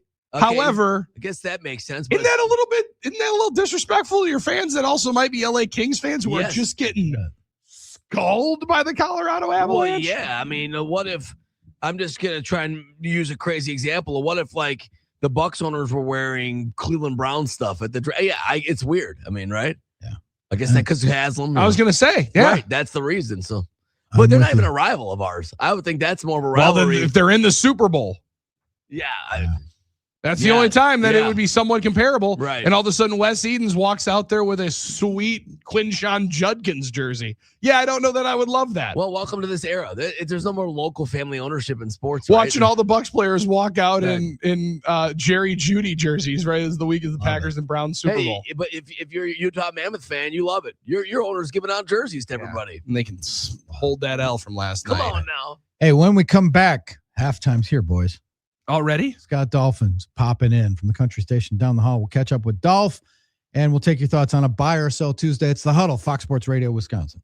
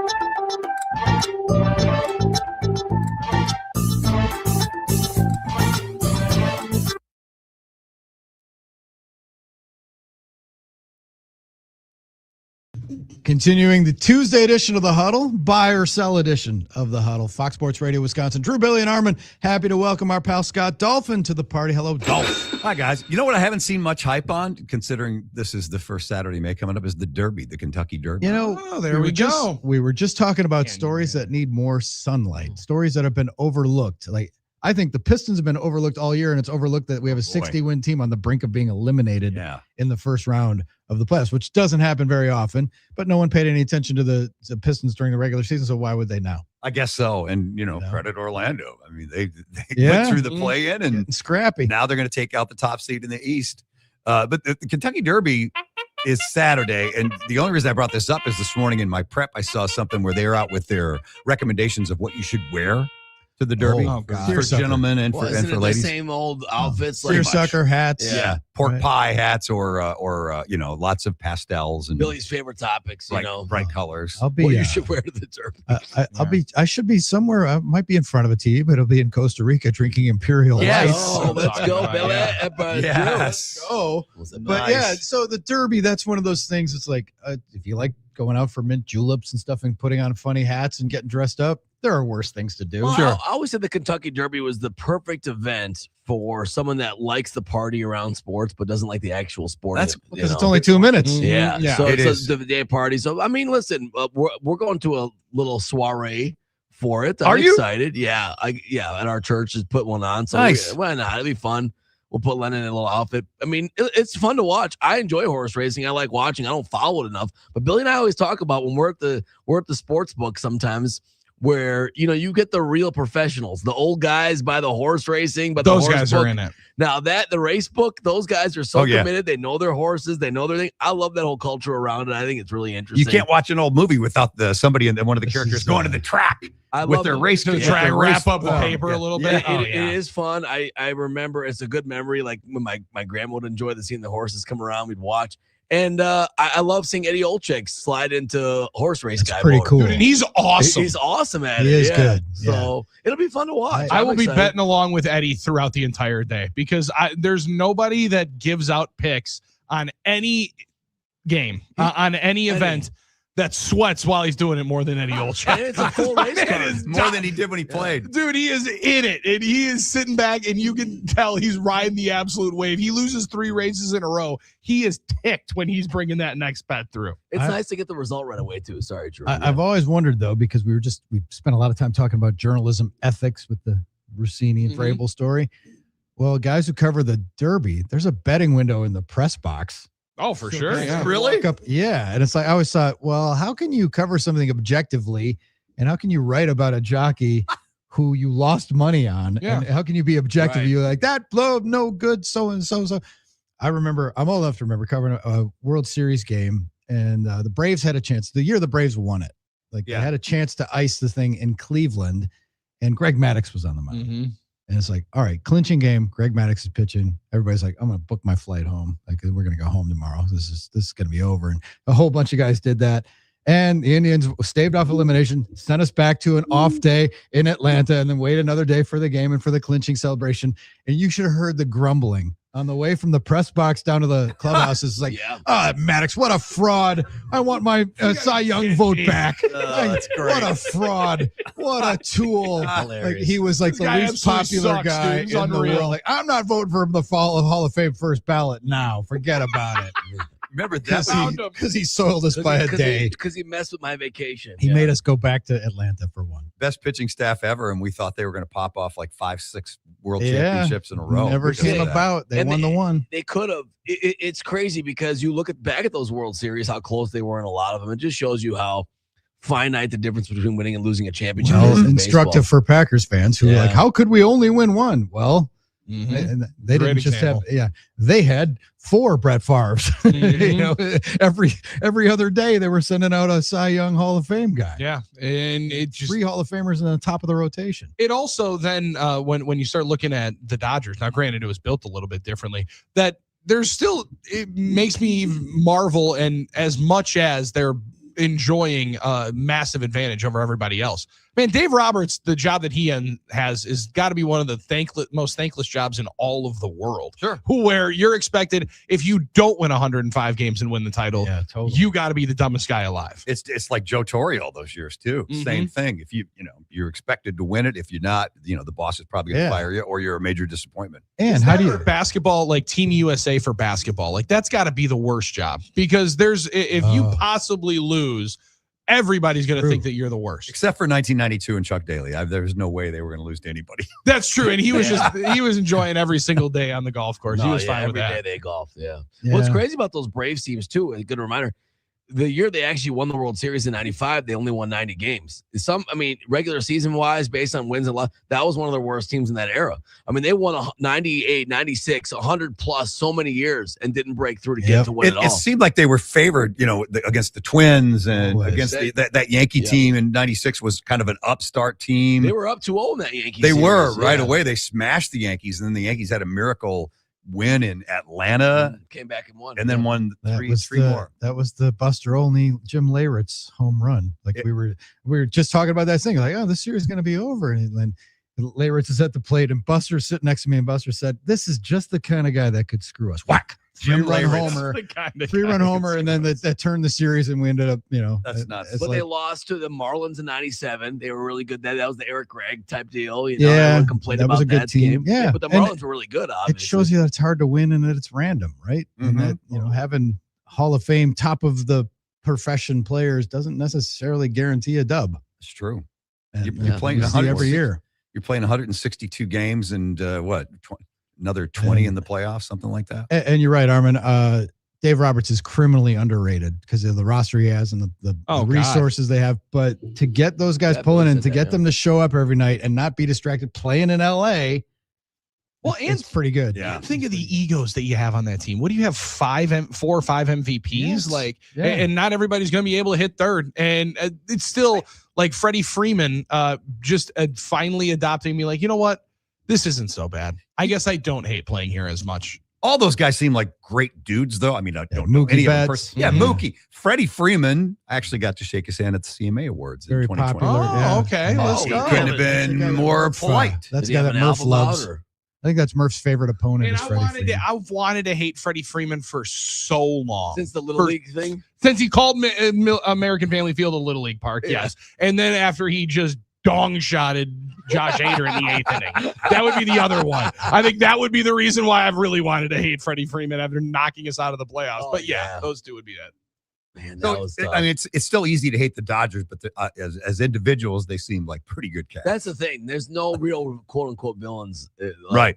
Off the top of the page, at least. The Mookie Betts trade still you want to talk about for Red Sox fans, maybe where everything went south when they started operating like a small market team there. So I saw the headline yesterday. Did the Brewers trade with the Red Sox cost that coaching staff their jobs? Do you think it did? Well, would they rather have Quinn Priester Yeah, I don't. Harrison? That's a great question because I don't know if that coaching staff has anything ultimately to do with it because they didn't make either of the trades. No, it's not their fault. It still, to me, feels like there's certain people that just didn't want them to be around because maybe Alex Cora was making too much money. They got to pay him. They got to pay him, and now they're gonna join this Kurt Suzuki 1 year guy band. This was like when all these teams were struggling because I can't believe the Mets didn't fire their guy. I can't believe that Rob Thompson still got a job, but. If one of them got fired, Alex Cora could end up going right into the dugout this season. It's true. Good point. Right? And it's like he's highly regarded, and for some reason the Red Sox are running their show like the woman from Major League, like the female owner from Major League. Nobody wants to see John Henry naked, though. Yeah. It's true. Yeah, they're not busted off pieces of that board. But they are running their team. When that section of the movie came in and you thought you were watching a sports movie when you were 8, 9 years old, and that had started happening, I'm like. This is interesting. You had feelings you never felt before, Armen. Did mom go and watch it? There's a reason why my mom kept trying to get me to change the channel right before they got to the fourth base bar. I'm like, Mom, this is a sports It did movie. make a lot more sense that was the time. She's like, why don't we turn something else on? What's that, Rachel Phelps? I'm trying to see if they're going to win the championship. Yeah. Wow. Okay. Do you guys ever see? Well, I shouldn't spoil. Well, is there a spoiler now? 40 years later? I don't think you have to worry about spoilers. There was an alternate ending of that movie where Rachel Phelps was actually not the villain, and people hated that. I didn't know that. Yes, you can find it on you can find it on certain DVDs. Seriously? So they actually look it up. Can you tell us what happens then? Yes. Thank you. There was a scene at the end of the movie right before the last game where she told Charlie in confidence that she actually loved the team. That this is the only way that she could afford to actually try and have a winner, was that by pretending she had to sell everybody and she had to scout all these because she couldn't afford it. That was the only way to do it. But she actually loved baseball and believed in the team and was like praying that they. And I guess test audiences hated her. Yeah, I don't like that. They wanted her as a villain. So they had to recut some scenes at the final game with her actually being upset they were winning. Wow. Because she wanted to move the team, but it was all a ruse. And she says, if you tell anybody, I'll fire you. That this is how I really feel. It's kind of crazy because it messes you up after years of watching Angel. I know Billy's looking at me like, wow. I didn't know this existed. Yeah, that was what I was thinking. That was not it. Here's one for you, Armen. You didn't grow up obsessed with that movie, okay? Armen's not only obsessed with Major League, he's seen Major League 2 and Major League 3. Wow. Yeah, that's which bad. are pretty awful. And we'll argue to a wit's end that Major League 3 is not as bad as people try to say it is. Haven't seen it. Two's bad because they try to make it good. 3 is a joke, and that makes it fun. And Euchre will tell you how bad 3 is. Oh my gosh! But Euchre, and here's one for you. This is going to make Armen. In 3 though, he was hilarious. This is going to make Armen laugh because at the time when I happened to be a fly on the wall, and I was in the booth talking to Kent Sommerfeld and Euchre gets on the phone and he's talking to his agent, Deborah Miller, and he was talking to her about Major League 3. The production schedule got screwed up or something, and they wanted him to come in and they wanted him to take a week off of Brewers games and come and film his part for that movie. And he's just like, tell him I'm not coming. I'm not leaving. Tell him to get somebody else. I'm not doing it. No, I'll do it after the season. I'm not. Tell him to get somebody else. I'm not doing it. And I'm like, oh man.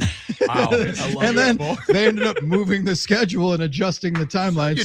And he ends up like he's the main guy in the movie. There's no one else that has that power, but I mean, he was the biggest star of 3. I mean, Scott Bakula's in 3, so I don't think he's a bigger star than Euchre. Quantum Leap. I'm just just the huevos that Euchre's like, I don't need the money. I don't care about this. And he even said it was just a horrible, really bad movie. The whole thing is corny. It's a joke of a premise, but I think if you approach it that way, it's more entertaining because it's such a goofy movie. Where 2, they tried to make it as compelling as 1. Yeah. Well, in 2, they lost Wesley Snipes, right? It was somebody else. Wesley Snipes. Yep. They changed stadiums. They didn't film it in County Stadium, so they filmed it at Camden Yards, I think, like that. Yeah, I think they did. It just obviously didn't. It didn't hit the same. No, it didn't hit the same. Major League 1's a classic. 3 entertains you because it's so weird and goofy, and Euchre's lines are hilarious in 3. So. It was obviously the golden era of baseball movies, right? The late 80s through the middle 90s. What'd you have? Yeah. 10, 15, 20 films made? Well, Billy, we've talked about them. You had Rookie of the Year, you had Little Big League, you had all these different Bull Durham. Yeah. Bull Durham, right at that time, The Natural. Sandlot. Obviously. Would that have been when the Rookie terrible came Field out? of Dreams? The Rookie was Drew. Yeah, Field of Dreams. Drew hates that. Rookie hate it. was a little bit later, but I think in the 90s still. It was still 90s. So, and that was a Disney flick. So those are the good memories, man. Growing up, and no one movies. talks about Mr. 3000. Have you shown your boys Mr. 3000 yet? No, my son did ask me if there was a baseball movie about the Brewers, and I told him no. Good. Yeah, I told him That's him really no. good parenting, And man. instead I just turned on Turning Up the Heat, which now became our favorite song. Let's go. Oh, okay. So we watched that and we watched the pictures full. If you want, I got the DVD though, Mr. 3000. I'm gonna pass. Thanks. Stop watching when Bernie Mac said Waukesha. I have to be in Waukesha. I'm like, how do you miss that as an editor? Yeah. That killed it for us. That killed it. That was rough. Yeah. Armen still loves the Magic Miracles and True Believers. That's a documentary. Season highlight film. You do have to, Brewers, but you got to fast forward through that Jim Gantner, Smokey the Bear pot. Yeah, so there's 2 versions of this. There's 2 versions of that video. There was a version, I don't know why it existed that way, but there must have been different ways you could have bought the VHS back in the 80s from the Brewers or how they released it. There was one with just a regular Euchre Miller Lite commercial, but there's one edition, and then both are on YouTube, where there's this really intensely scary Smokey Bear Jim Gantner promo. Wildly graphic. Oh my goodness. He's talking about the forest, and then there's this ominous, scary music and the fire. It lasts like a minute. and they're like forest fires, and Jim Gantner's like, you got to protect And him. when you don't know where the remote is, Oh my goodness, that felt like it was about 8 minutes long. Carson probably started crying because the thing was scary. The music's scary. The animals are running from the fire. It's Like, I thought this was baseball. really intense. Really When did intense. this become The Ring? Yeah, when did this become the worst part of the Lion King right before? You guys you're listening, you're laughing. Wait till you see it, and it won't end. Yeah, it doesn't end. It is the longest promo, man, for the. But listen, I'll tell you that much. But there's It two- prevented me from starting a wildfire. Yeah, I was ready. I was Yes. ready to dampen Smoky down Bear. that campfire really, really quickly. You gotta but Putting there's- out every ember. You gotta find the right version of it. I knew on exactly where to put those hot coals after that one. YouTube. Exactly. Not letting that happen, dude. A lot of kindling out here. Oh my Holy goodness! cow. Oh my goodness! Oh, it's the way the music. All right, changes. Dolph, All right. on the way out here, everything good at home? You didn't lose any trees or anything in that 77-mile-an-hour wind path? I was telling Billy in the kitchen earlier that everything on my deck was either off the deck or flipped over. I got really lucky because we got a big giant umbrella that's like in a concrete thing, and that tipped towards my little sun porch and almost went through the window, but it missed it by a couple inches. But coming to work this morning, I saw trees snapped in half. I'm really close to the airport. Oh, yeah. Where they had the 77-mile-an-hour gusts. Trees snapped in half, medium-sized trees. I thought, oh my God, what kind of power does it take to do that? Crazy. Yeah, we're lucky we didn't have leaves on the trees, or I think we would have had a lot more damage. You're probably right. Mhm. Yeah. Yeah, you're not wrong with that one. Man, that Nuts. was something. And it was unexpected, too. It snuck up on people. Yeah, what'd they call it? A microburst or something like that? I don't want it to get. Something, yeah. There was a name for it that was like bomb cyclone. Something wave or something like That's that. a good wave name. low or something. Yeah, low wave low or something like that. How'd you get here this morning without power, Billy? Did you you just set you had enough juice on your phone where? Well, by the grace of God or by my own lucky stupidity, I decided yesterday for the first time in about 3 years that I was going to charge this little battery pack that I have. And yeah, it was literally sitting there fully charged from the morning, and that was the only way that I had any juice that I got myself in there. My little pooch has got to be a little bit nervous right now, but Sure. I have 5 of those battery things, and none of them are ever charged. No, so me they either. do me no good. dude, and I saw it sitting on the counter. I'm like, you know what? Maybe I should do that. Maybe I should charge that thing up. So luckily, that was my own personal phone Premonition. generator. Good call. Dolph, thanks for hanging out. All right, boys. Appreciate it. As always, take a quick break. It's Buy or Sell Tuesday. It's the Huddle, Fox Sports Radio, Wisconsin.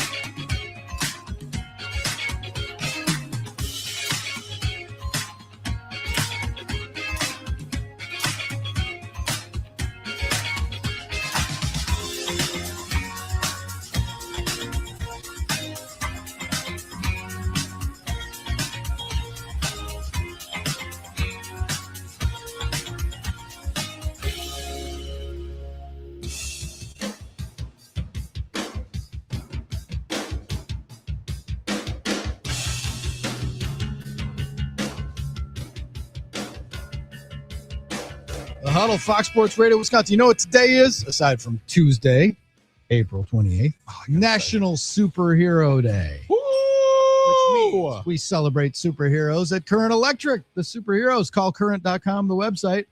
That is amazing because, listen, they should be celebrated every single day, but callcurrent.com is the place to go. Get some peace of mind if the storms knocked out your electrical overnight and no power throughout the home. Figure out how to get a free home generator assessment with some peace of mind. Free assessment. Call current.com on National Superhero Day. The superheroes at Current Electric are here for you. Now, there was a superhero amongst us.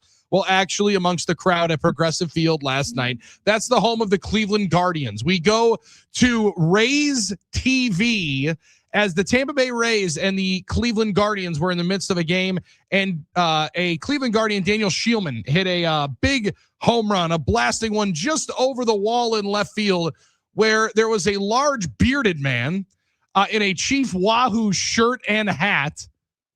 So just think about that, the throwback into that spot. My man drops a home run, two hands on the home run ball, drops it. It bounces off to his left into the lap of a young, maybe 6-year-old girl. She has it in her glove. He walks over, rips it out of her hand, and Rays TV has upon further review. No, he's not going to steal that. Yeah, that can't happen. Well, when you see something wrong has occurred, it's nice to make up for it. And Ryan Bass making up for that Cleveland fan by going out making friends, and she deserves that baseball. What a guy. What a guy. Look at that. She's good. Yeah, she's crying. She looks emotional. Yeah. With her sunglasses on. Mom giving a hug. What a sweet moment. Way to go, Ryan. That's phenomenal. Yes, it is. You know, they didn't show because we'd gone to break. The boy, who I imagine is her brother, had gone up to that fan. Yeah. And it looked like he was asking the fan, can we give that to my sister? Reconsider. And yeah, you know what? It was an interaction that was uncomfortable to watch. It was. You felt embarrassed for the guy. And look, the brother's happy, he gets to hold the baseball, and she's overcome. And who can blame her? So there we go. Ryan Bass is going to be our superhero of the day, color sideline, our sideline reporter for Rays TV, who saw the interaction, brought a baseball to the young fan in the front row, and made the day. And the mom of the young lady went on to a Tampa Bay Rays fan club Facebook page, Drew, and said, y'all watched that man steal the ball from my daughter. You know, my son went to ask him for the ball, which he was so brave to do. I just want to say thank you to the Tampa Bay broadcast team when the Cleveland broadcast cut to puppies rather than showing a man stealing a ball from a child. I cannot thank Ryan and the Tampa Bay broadcast team for making things right. Thank you all for making young baseball fans top-notch sportsmanship. My daughter and I cried happy tears. The pressure resulted in that man giving the home run ball back about 4 or 5 innings later at the end of the game. It wasn't the same, but we appreciated him doing the right thing finally. Yeah, and also, thank you for preventing my husband from catching an assault charge. She said, kidding, kind of. I don't know that anybody would have felt any way of the dad going and saying something to the individual, but a wild interaction there as my man literally loses it and then goes and steals a baseball from a child on live television. Good on the Rays broadcast team. Good on the little brother for trying to help out. I don't think – I understand that I think you should give it to the kid. I've always felt that, but it is still a baseball. I don't think starting fights over it and doxing and all that. Why are we blaming the broadcast too for cutting the puppies? Why are we blaming the media? Why are we blaming? Because they didn't show this. Yeah, but they didn't show that the guy was ripping the ball away from a child. Instead, you have to go sunshine and rainbows and puppies instead of your fans robbing a treasured memory from a young child. All right, I don't know. Okay, fine. I blame some guy in the truck for it, but.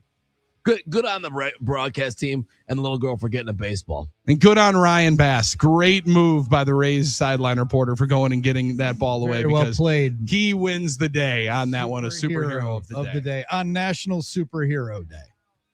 Shout out to our friends at callcurrent.com. Current Electric, the superheroes that can help you with everything, including that backyard setup. Amen. The backyard setup and a free home generator assessment. We need them. All right. We're in the home stretch. It's the Huddle, Fox Sports Radio, Wisconsin. There goes my hero. Watch him as he goes.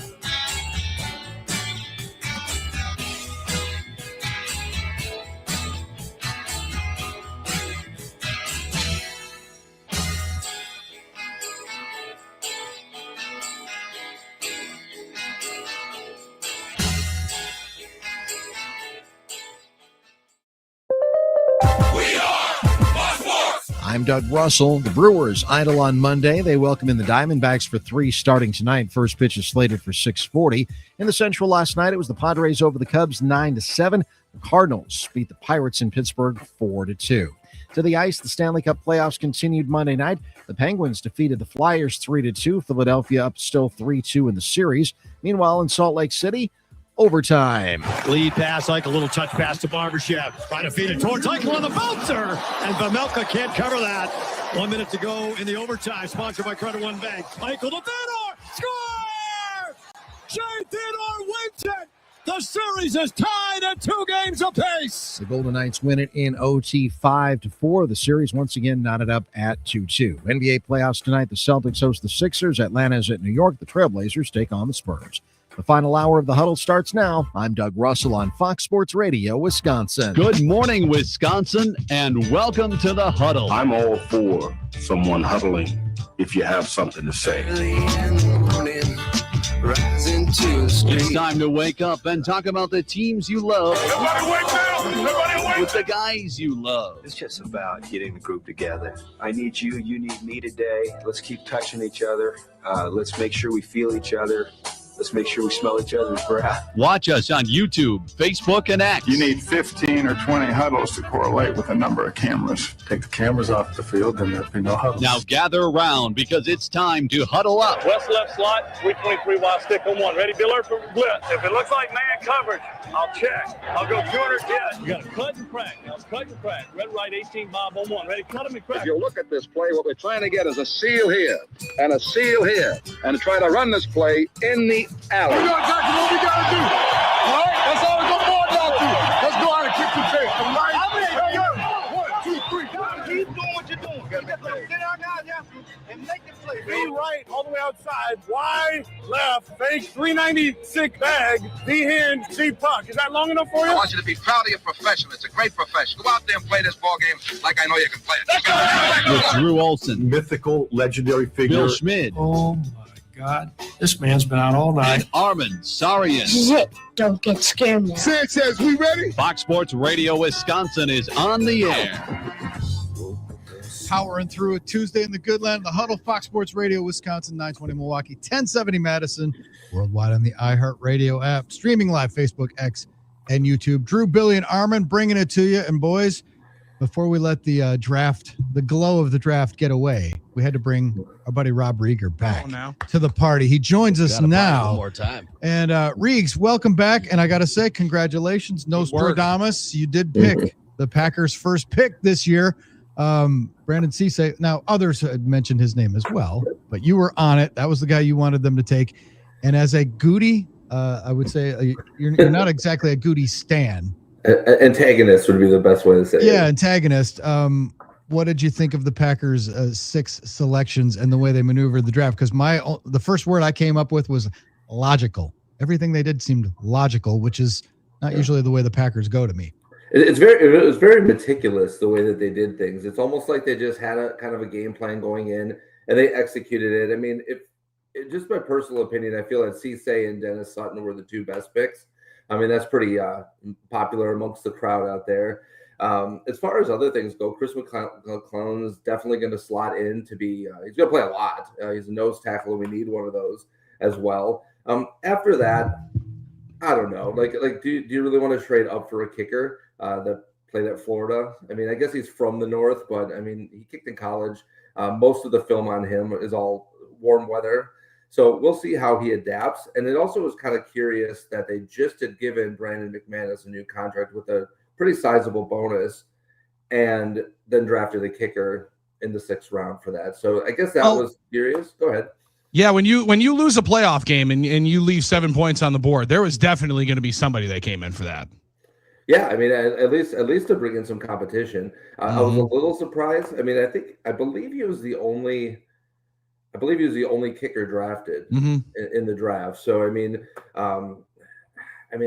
I've seen Smack play. He's a good player. There's no question about it. He's going to definitely give Brandon McManus a run for his money. But overall, I kind of agree with you. I was very shocked that they only had 6 picks. I thought maybe that Goody was going to maneuver the board a little more. In fact, he would trade up twice instead of trading back.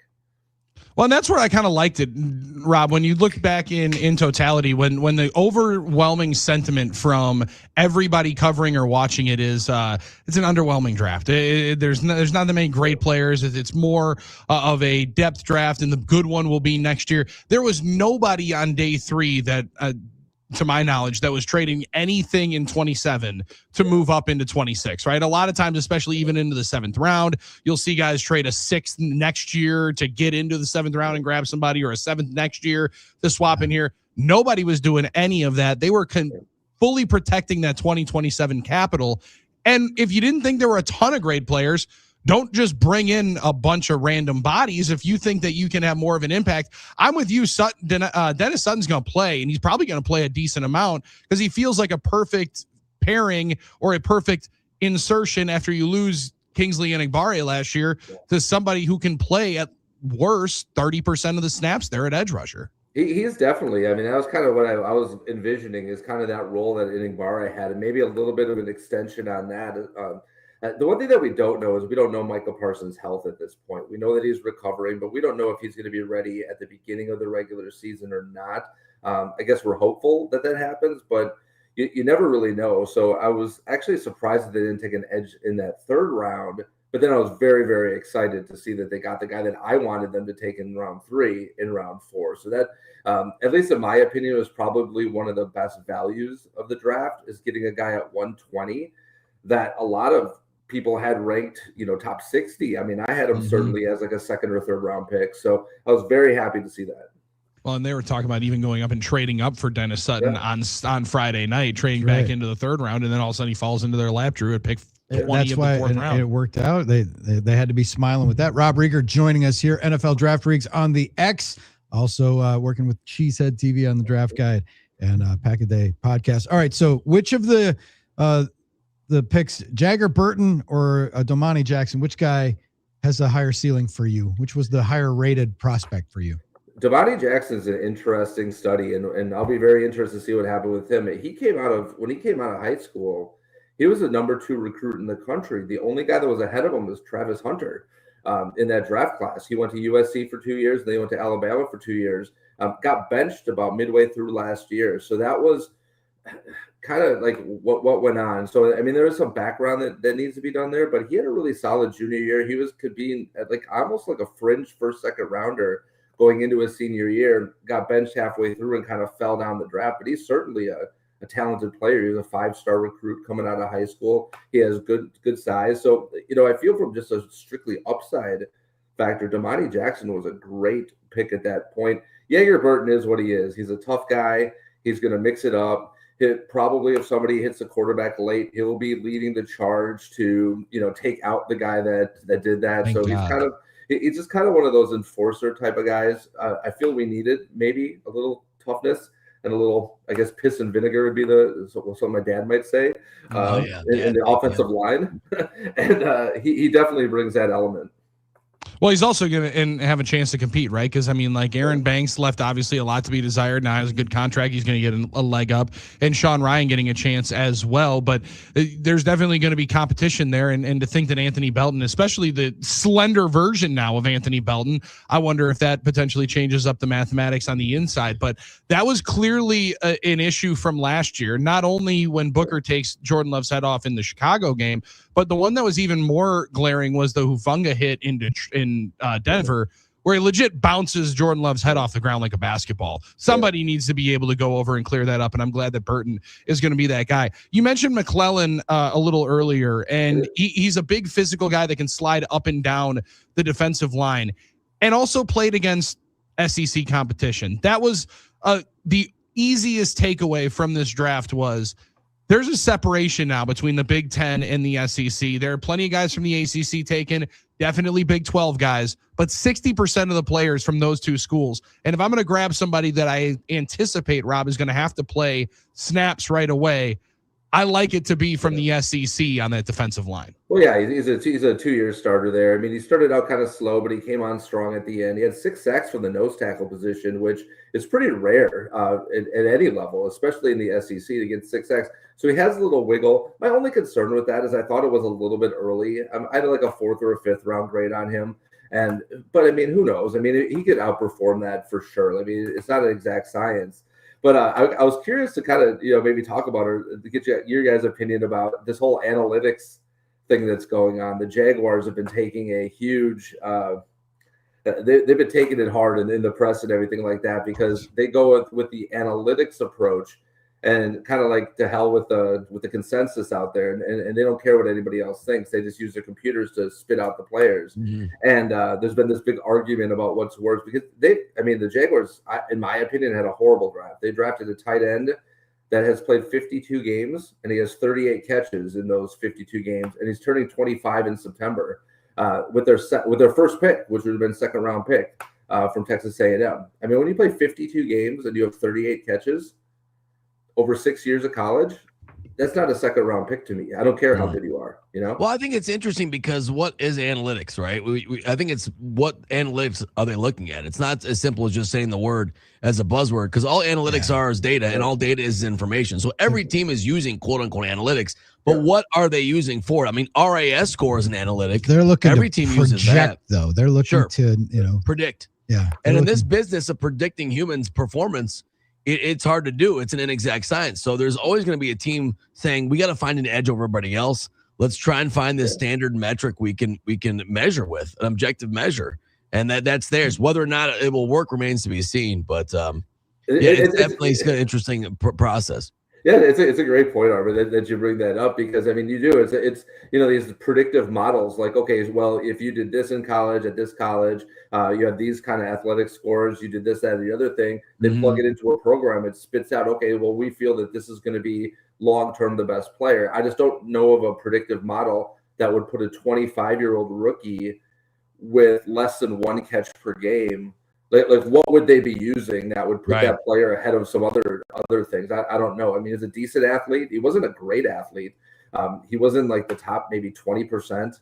I think he had like an 8 RAS score or something like that. But it wasn't that high, and I mean, definitely not worthy of a second round pick. Yeah, it's interesting. I mean, it'd be interesting to know what exactly their formula is, or what they were going to use, and then go back to it in 5 years. Because with anything else, I'm sure the results will be mixed. I mean, that's how it usually goes in these things. So, Riggs, while we're laser focused on the Packers, what did you think of what the other teams in the division did? Because I think Billy had some FOMO. The Bredesen kid and some other kids going in the division.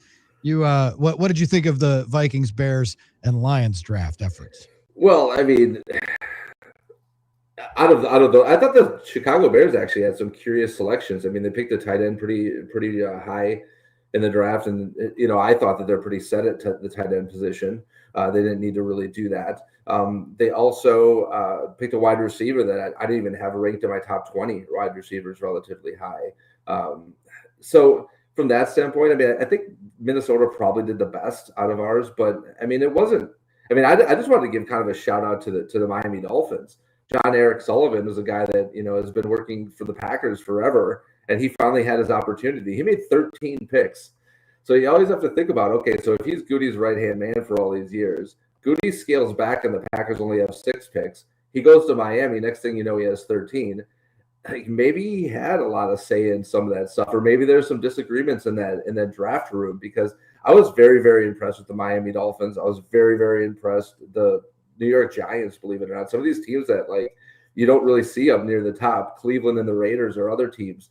So we'll see. I mean, it could be a turning of the tide. It could be just that those teams were so bad that they had the top picks of every round and they're able to do that. But it's just kind of funny just to kind of look at this whole thing and just to analyze it. But I mean, I thought the Bears did not do very well, but who knows? I mean, I don't grade drafts guys, believe it or not, until the 3rd year.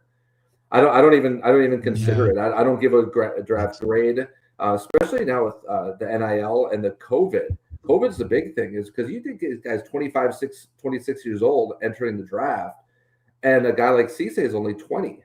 So you're talking about guys legitimately that are 5 years older than Brandon Cisse coming in at the same time. So it's really, really difficult from the jump to evaluate these guys. Mm-hmm. But really, like, that 3rd year is the one where I'm like, okay, can this guy play or not? Yeah, especially when the variance in age is that wide. Mm-hmm. That's interesting. So Riggs, I know you don't give the draft grades, but a lot of the national guys are saying Packers C+. But it just did seem when you only have 6 picks, there's less margin for error. And no first round pick. Yeah. And if you don't know a first rounder, go ahead. Sorry. Okay, but given the Packers' history of undrafted free agents and dipping into that pool and finding gems, is there a chance that an undrafted free agent not only makes the team but vaults past guys taken in the 5th and 4th rounds? I think there's always a chance. I think the Packers. I don't know exactly what the streak is. Billy might know that, but the streak of years where the Packers have had an undrafted player make the team. I'm not sure if that's going to happen this year. I don't know. Every year you kind of root for these guys. These are kind of the lesser known guys that people don't really know a whole lot of. But at the end of the day, I'd say that the Kyron Drones probably has the best shot. He's a quarterback out of Virginia Tech. There's not a real strong. I was kind of expecting them to take a quarterback at some point in the draft. But there's also, a couple of really good athletes. TJ Quinn out of Louisville was a guy who had a very high RAS score. John Geske out of Illinois was another undrafted guy, if you really want to dig deep on this, that I think has an opportunity to stick on the team, at least for depth purposes. So that's kind of where I sit on that. But it's fun to watch. Like, it's kind of, you get those lesser guys, and it's almost better to not get drafted where you can pick your team than it is to be like a 7th round pick and be buried. That's right. Yeah. Yeah, that last day, that's it. 21 years in a row, Packers have had an undrafted free agent on the 53. The line of succession of those guys. Emmanuel Wilson, Sam Shields is the top of it. That's the star of the group. Chris Barnes, Sam Shields, Don Barclay, and Lane Taylor, and guys like that. So guys that played well for a while. Yeah. So that's they'll be dipping into that Emmanuel pool Wilson as well. Yeah. And in this draft, though, those guys, the separation between those guys and a 5th round pick isn't that great, right, Riggs? Just the way this draft shook out. No, not at all. I felt that this draft overall, it didn't have the star power, so people weren't as excited about it as maybe some other years, and especially for next year. I mean, you're looking at names that people know, like Arch Manning, and you're looking at C.J. Carr potentially from Notre Dame. Jeremiah Smith is going to be eligible next year. Dante Moore. So, I mean, it didn't have the star power of maybe drafts past, but I felt it was really deep. I mean, the Packers got a guy in the undrafted, this guy J. Michael Sturdivant from Florida, who I felt was right in line with some of the guys that were drafted in the 5th, 6th, 7th round. So he's another guy that has an opportunity to stick. He's 6'3", 207, ran a 4.4 from Florida. So I think overall it's going to be a great competition in camp for the Packers for sure. Yeah, I'm interested. Yeah, to they see added a lot of opportunity, our especially boy, on the defensive side. Rob Domofsky, who loves him some kicking stats and charting punts and kicks. He's going to be all over that. We get another one this year. Yeah, the only person that has me blocked on Twitter, by the way, in the entire world is Rob Domofsky. Yeah, he's the only person. Oh, that's classic. Wow. He's the only person, and I didn't think I've been way worse with my criticism of other people, and I don't know, man. He wasn't hilarious. He wasn't happy with my comments. Hey, maybe you can repair the relationship one day. You never know. I keep trying. I keep reaching out to people. Let me back, man. You never know. Don't give up. Never know. Right. Hey, Riggs, thanks for joining us for the recap. We appreciate it. Awesome, guys. Thanks a lot, and have a great day. Have a great year. Love the show, guys. You guys are awesome. Thank you, Riggs, man. Thanks, Riggs. Rob Rieger, our draft go-to guy. He spends a lot of time on it. So does Billy. So does Wayne Larrabee. Riggs it's his passion. Yeah, and listen, now it's a hobby. And now you got to start getting in there for 2027. Now you start taking in on the film and start rolling through into 2027. And he's already working on that. Or maybe you take a break. Like this is like the time when somebody immediately after the Super Bowl, Dan Orlovsky said something like, "I just started watching the film on Fernando Mendoza. This is what's wrong. This is what's wrong with these insiders and these people on television that they're not in and they're just watching the guy that's going to go #1 in the draft." Well, touch grass. Is that what's the wrong? Super Bowl just ended. We still got some time. We got plenty of time. Is that the problem with our society? Now we got plenty of time. Yeah. Touch some grass. Absolutely. Touch grass. Hey, who's hot? Who's not? Brought to us by Donovan Jorgensen Heating and Cooling. This Murakami kid from the White Sox is 12th homer. He's got 12 extra base hits. All of them have left the yard. It's amazing. He's a 3-TO guy. How do you get hotter than him? Yeah. And how on earth did nobody else try to sign the guy? To the point where he was able to go to the White Sox. It's like a great break for the White Sox. Not that they didn't deserve one. I mean, they got to put it on their media guide next year. Put up a banner. We did something right. So we have one right here. We got something right. Donovan Jorgensen, employee owned for 40 years. Your go-to for HVAC needs. And Billy, you got somebody for who's not? Yeah, I got a couple for who's not. One more for who's hot. We mentioned Judge on the power streak there for the Yankees. What about Ben Rice, their young first baseman catcher? He's got 10 as well to pair in there for the Yankees. Double-digit homers a month into the season. That's pretty impressive. Well, who's not is the large man that stole the ball from the young child. That would be the easiest one for who's not in that category. And who's not, the Detroit Pistons, 1 game away from elimination. Drew, we wait and salivate for somebody to be the dog of the NBA playoffs, and it feels like Jalen Duren is that guy. Was an all-star this year, 12 points again last night. He ended up being a 20-point-a-game guy, and he had the most in the series last night that he has had with 12. Getting absolutely dominated there are the Detroit Pistons. They try to keep their hell of a 60-win season alive coming up this week. When we come back, Hunter Baumgardt is going to join the party. We'll get the lowdown on the Brewers coming off an off day and facing the Diamondbacks this evening. Chad Patrick on the bump for the Brewers. A 6:40 start at American Family Field. Hunter B on air is next. It's the Huddle, Fox Sports Radio, Wisconsin.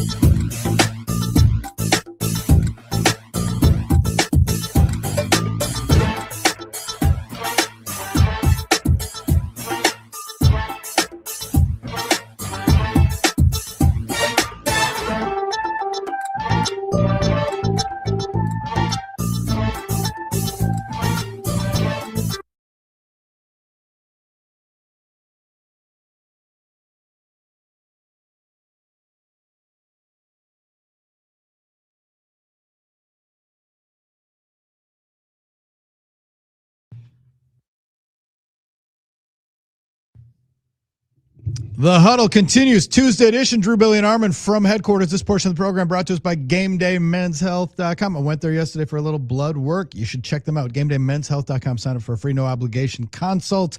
Do a little blood draw and tell you if you can avail yourself of their services. They are now leaders in the peptide area, which is the hottest thing in the fitness industry. Check out peptide therapies. Check out which stack is right for you. Testosterone replacement, weight loss, whatever your needs may be. They can help you at GameDayMen'sHealth.com. Check them out. Hunter Baumgardt is with us on the telephone today.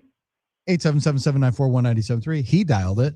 You can as well. Yeah, you can text let's us go. as It's well. always running. Good morning, Hunter. How's it going? What's up, dude? Good. Yeah, we're throwing it back to the old-fashioned way of communication here with the telephone. So I like that. We pay homage to the telephone here this morning. I just want to make sure that you have power because I couldn't do a Zoom call because I didn't have power today. Do you have power?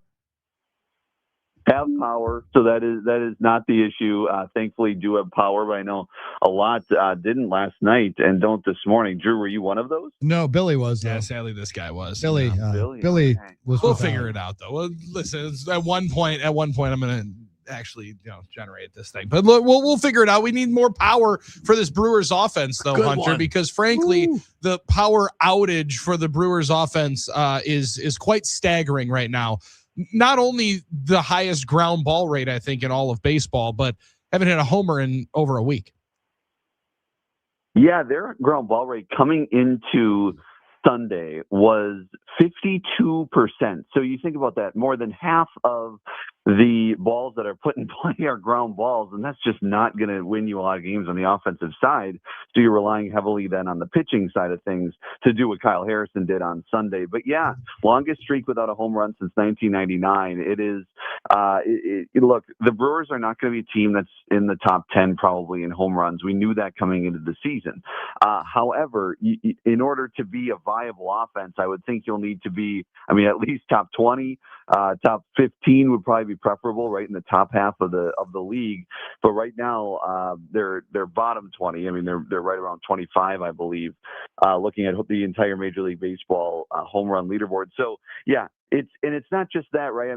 Overall, during that losing streak, during losing those games to Detroit and to Pittsburgh, it was the entire offense just not being able to bring guys in. But Sunday showed a little life in that fourth inning, which was good. 5 runs in the inning, 4 of those coming with 2 outs. They've been really good at 2-out runs this year, and I don't know what you can exactly make of that. Pat Murphy preaches all the time that you have to get the 3rd out, and so you play to every pitch. That's kind of his motto, and so that the 2-run outs for this offense kind of go along with that. However, I do think, you're going to need to hit some more home runs at some point here, because you can do the bunting and you can do the small ball for a while, and look, they can score runs in a lot of different ways. However, the home run is also going to supplement that really well. I covered the 99 Brewers. They had 4 players hit 20 or more home runs. Armen, sorry, and right now, can you tell me who the 4 players were in the 99 Brewers that surpassed 20 homers? Burnett's for sure. He had 33. He was the head of the Delta Pledge class. I think Jeff Jenkins was there. Jeff Jenkins hit 21. Let's go. I'll take a shot at Marquise Grissom. Grip. Great one. The 4th Great one's pull. tough. The only I can think of is maybe like a Jose Valentin, but I don't think he hit 20. Jose Valentin was close. Well, not close, but he was on the team, but he hit 10. All It right. was David Nilsson. Oh, he's still playing 99? 99. Why did I think he didn't last that long? All right, I'll take 3 out of 4. Come Armen, on now. that's pretty commendable. And this is the second day in a row where we've had trivia I'm during the loving Hunter it. Baumgardt. I know. I'm segment. loving this. Yeah. Hunter joining us now. Hunter, I would ask you now for the Orthopedic Associates of Wisconsin injury updates, because those guys got to be getting close. They've been hitting on the field. Priester threw another outing. So Hunter, Orthopedic Associates of Wisconsin, there is a difference. orthowisconsin.com, the best care you can find, world-class care right here locally. What's the injury updates, Hunter? We got to be getting close to getting some reinforcements.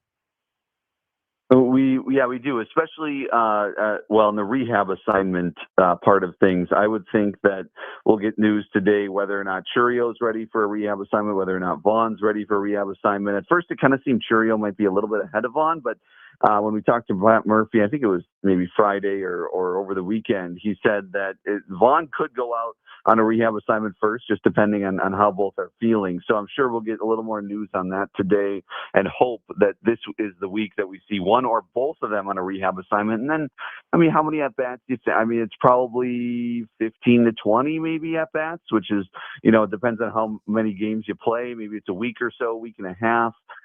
So maybe late next week, maybe you look at, the next homestand against the Yankees, bring one or two of those back, which would be great. Speaking of power.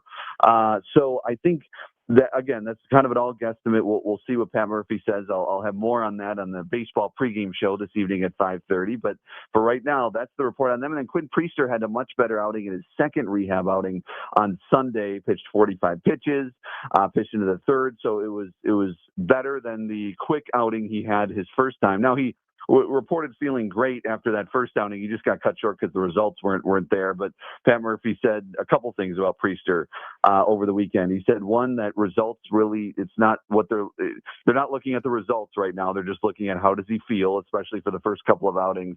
And then he also said he thinks it'll be a while. Quinn Priester is basically restarting spring training. And you think about how pitchers are built up in spring training. This is going to be kind of a similar process for him. So I would think it'll still be a little bit, you're talking probably, 2-3 weeks still for Quinn Priester.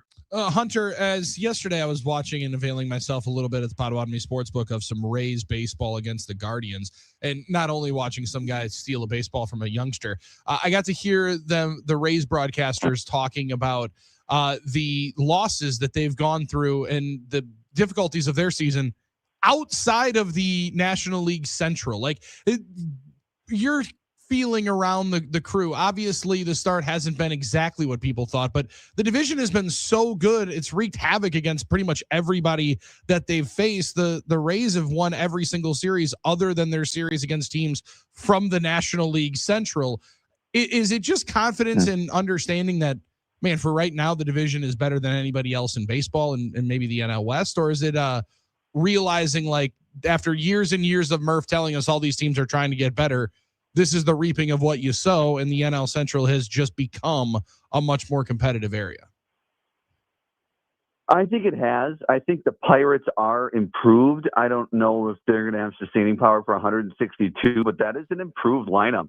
Top to bottom, that's a formidable lineup now. And that's not necessarily been the case in recent years. They've kind of had the pitching, obviously, with when Skeens is your leader, you have some pitching, and then the rest of those guys aren't too bad either. And they're coming into the series. We're one of the best teams in team ERA. They're top 10 in baseball. And look, the Reds, I always said, I'll believe it when I see it. Well, they got to the playoffs last year, so you kind of believe it a little bit there, and they're off to a hot start this year, and they've got definitely some talent on that team. Cubs, we knew were going to be competitive. They obviously spent during the summer or during the offseason, I should say, and boy, they've had their own plethora of injuries as well. They're battling through and just won 9 in a row. Now they've lost 3 in a row. The Cardinals are the one that right now, if I were to pick one team to pick, at the bottom of the division coming to the end of the year, I would pick the Cardinals just because I think they're still in rebuild mode, and I think they're just going through a 500 stretch to start the year, but I think they're coming down to earth a little bit. I think they got swept over the weekend by the Mariners. So I do think right now that this is the best division in baseball. Will it be by the end of the year? We'll see. I think you could, though.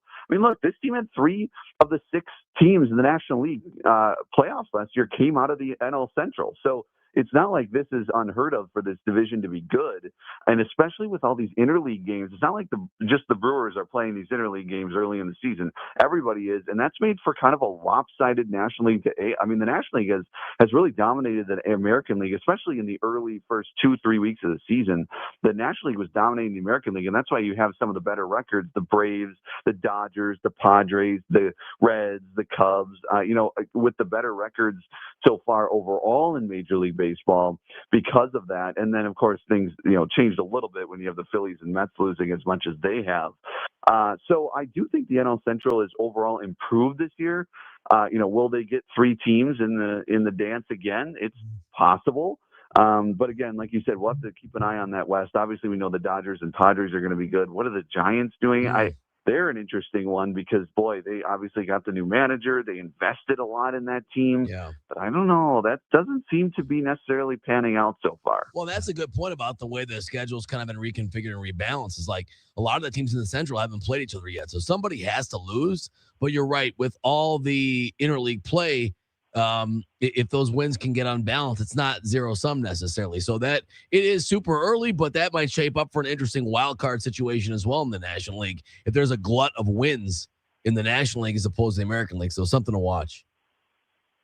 Definitely. Right, exactly. And your wild card teams could, have better records in the NL compared to the AL, depending though. I mean, obviously there's a bunch of interleague play left and the AL, could go the other way. But just early on, the National League has been better than the American League. Hunter, on the way out here, Todd Rozek has a great story on Trevor McGill and his kind of renaissance. He's found his curveball. Is he still if the Brewers were playing Game 7 tonight, does Uribe get the ball in the ninth or does McGill? Yeah, I mean, Pat Murphy was saying that Abner Uribe's made it tough, for Trevor McGill to get back to that closer role because Uribe's done pretty good. Obviously, he had the hiccup against Detroit and the walk-off home run, but otherwise, he's been pitching better, I think, overall in the last week and a half or so. But man, I do wonder when they make that switch and if it's, if they're thinking at some point, maybe it's a matchup. They say, you know what, maybe tonight it would be a better matchup to have McGill going in the ninth inning and they try with that. I think eventually they probably want to try to get him back there, but he's also rolling right now with 5 straight appearances without allowing an earned run. And so if that's the case, the walks are way down. Like you said, the ability with the curveball, and he looked just really good on Sunday. So I'm thinking that they might keep this role right now, but eventually, if he continues to do this, it's going to be hard for not to test him in that ninth inning and see what he can do. I also I think they could split it. But again, I feel like you want to have a guy that knows he's going to be the ninth inning guy compared to like a closer by committee. Like, it sounds good, and then you can work matchups and all of that. But at the end of the day, if you have a guy that knows he's going to be there in the ninth inning, knows that if it's a close game or a tie game, he's going to be the one to be on the mound. I feel like just the mentality wise, you want to have a guy ready for that, but we'll see what they do. I do think if it's a safe situation tonight, I think Uribe probably gets the ball, but a week from now, it could be McGill getting that ball if McGill keeps us up. I like that. That's what I like to hear. Hunter, going to the ball game tonight, going to potentially stop at the Potawatomi Sportsbook beforehand. Before I put Chad Patrick strikeouts into any parlay, we're not going to get the rug pulled over our head and have an opener here, are we? Is this going to be a possibility for either Sproat or Patrick to get jumped in front of by somebody, or are these guys going to be starting here this week going up against the Diamondbacks? That's a great question. I wouldn't put it past the Brewers to put an opener in front of Chad Patrick. They seem to like to do that, and didn't really work in Detroit though. So I do wonder if that has a. It worked as far as DL Hall getting a couple of scoreless innings, but then he didn't obviously pitch well, and that matchup wasn't good anyway. That's why they did the DL Hall opener to begin with, is because that matchup against the Tigers and the way, the way they were hitting righties and in that ballpark specifically, like that matchup just was not good. And so I think they were just trying to do anything they could to maybe prolong the amount of innings that he wasn't out there, and then said, all right, we'll just kind of close our eyes and hope. But not that, Chad Patrick's arguably coming into that start was one of your best pitchers, if not your best. So it's not like you didn't have confidence in him, but just that matchup specifically. So I would think that they'll keep him tonight without an opener. But man, I don't know. Like, as good as he's been, if I were to pick a pitcher to not be in the starting rotation when Quinn Priester comes back, might be Chad Patrick. Yeah. Because the way the organization seems to treat him, it just doesn't seem totally confident and right. And plus, Kyle Harrison and Brandon Sproat, you traded, significant pieces away for those guys. And obviously Woody and Miz aren't going anywhere. Chad Patrick could be the odd man out in a few weeks when Quinn Priester comes back. So something to watch. He could just go to the bullpen. I'm not saying he's going to be sent down, but maybe he goes to the bullpen. That's a bold prediction. Hunter Baumgardt, his insider segments on our program brought to us by Import Minded, your trusted choice for exceptional vehicle care on South 27th Street, just north of 894. Thanks for joining us, Hunter. We'll see you at the ballpark. Absolutely. Thanks, guys. See you, man. And tune into the baseball pregame show with Hunter Baumgardt. They'll be taking me to the game here tonight. But it's another one, Drew, where I think of Corbin Carroll at the top of that lineup in Arizona. That's a left-handed bat that's pretty substantial. Right. They got a ton of switch hitters, though. Perdomo, switch hitter. Marte, better probably from the left side, switch hitter. Perdomo kills the Brewers. And he was also the cat that was on the in the batter's box for the Dominican Republic in that wild third strike one that got called during the WBC. Patient son of a gun in the box. So I'm excited for the game tonight. Should be fun. It should be fun. The show has been fun. So is our Wake and Bake segment, and that's what's coming up next, brought to us by HappyPlaceHemp.com. Use the code Huddle for 25% off and free shipping. We're going to be back to close up shop. It's the Huddle, Fox Sports Radio, Wisconsin.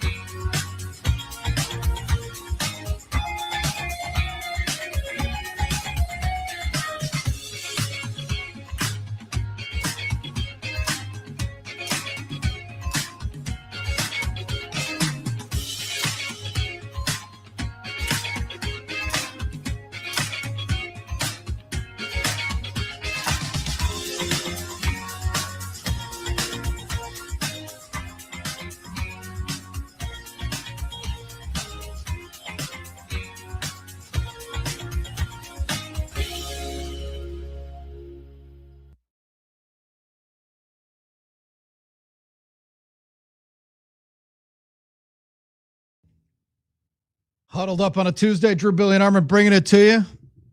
Closing ceremonies have arrived already. I'm excited. My Dallas Wings t-shirt is arriving coming up in a couple of days. Atta baby. I'm dialed in on the W now, dude. I am dialed in on this story with Paige Becker and company. That's going to be awesome. It's time for our Wake and Bake story, brought to us by our pals at happyplacehemp.com. Use their products on a daily basis. You should as well. Use the code HUDDLE for 25% off the best CBD products you'll find anywhere. And Rob and Chris, being great guys that they are, we'll throw in free shipping no matter where you are in the state. Now, go see them. It's a great experience. Go talk to the guys and look at the products and maybe discover some new ones and see what they've got in product development in the pipeline. But the shipping is so fast and free that using the code HUDDLE gives you 25% off and free shipping. Billy, what do you got for Waking and Baking? Drew, when you wake and bake, have you ever gotten a case of the giggles where you just can't stop laughing?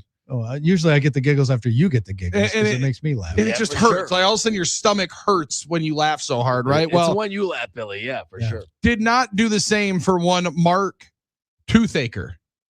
Toothaker. Wow. Last December was an ordinary Sunday night. He worked for Spendthrift Farm, a gym that settles in Lexington, Kentucky, into a horse racing deal. But watching the New England Patriots and the New York Giants playing in Monday Night Football, what happened next, no one could have understood. Watching from bed alongside his wife Mallory, who was reading a book, Giants kicker Younghoe Koo whiffed on a field goal attempt that sent Mark into a tizzy. He couldn't figure it out. It looked like Charlie Brown and Lucy from the Peanuts commercial, and he started laughing hysterically.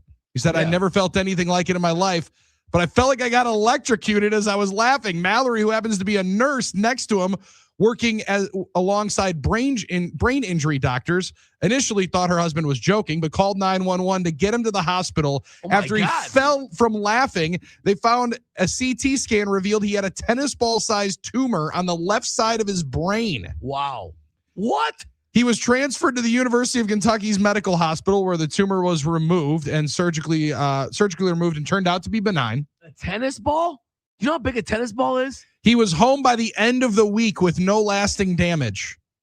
He legitimately. Oh my gosh. As he said in the interview here with the AP, he told the Associated Press in the phone interview, that kicker saved my life because it could have happened any other time. I wholeheartedly believe that I was in the right spot at the right time, and he was the trigger for it happening. 59-year-old Toothaker had no symptoms and no idea the tumor had lived in his brain 6 millimeters to the right in the months before his seizure that transpired after the laughing attack. He had driven and flown all over the country, part of his job as a stallion season manager. And now, what is that? Well, stallions. Oh, horses?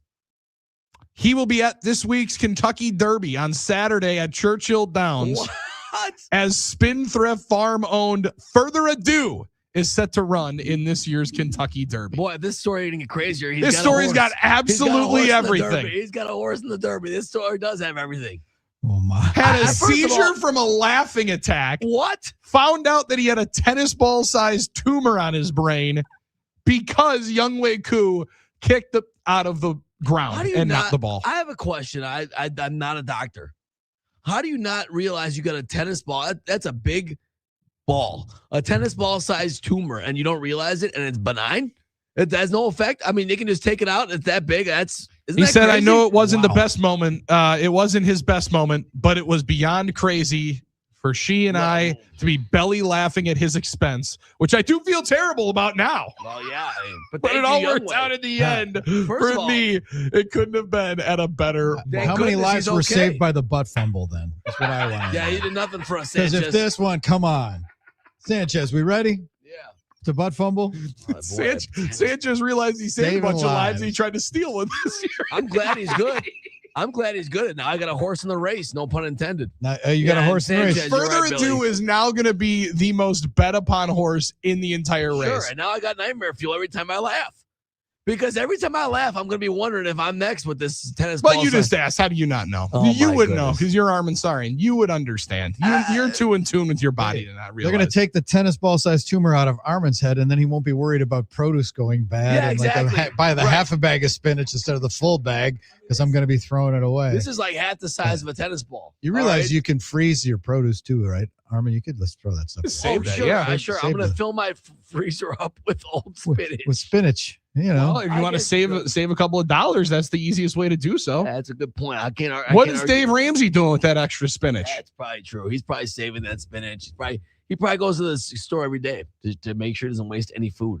Right, Billy. That's probably what he does. Probably. My goodness, I've been sitting on this one for a while. I read this morning, and I couldn't figure out where it had to go in, and because there have been some moments where you start gut busting laughing. And you're like, wait a second, am I okay? No, this young man was having a seizure, and ultimately his life saved by Younghoe Koo's final moment in the NFL. What's the name of the horse? Because I'm pretty sure Younghoe Koo got cut the next day after that, and I don't believe he's kicked again in the NFL. Younghoe Koo, you did good, kid. Yeah. Further ado. Further ado. All right, put it in your memory banks. Further ado for this week's running of the Kentucky Derby. Spectacular. We might have to get some winners for the Derby by our boy Wayne Larrabee later on this week. Yeah, he's into it. Plugged in. He's into it. He's dialed. Absolutely. I think we've covered all the bases, haven't we? I don't think we missed anything. My goodness. Got Billy up to speed on the WNBA story. Dude, I cannot. I'm so mad that I missed it, but I'm so happy you gave us that moment. I'm now with us. We're going to do it again tomorrow. It's Hot Take Hump Day on the program tomorrow. So we hope to see you bright and early at 5 a.m. Have a great night, everybody, and we'll see you at the ballpark. Attendance required. Peace.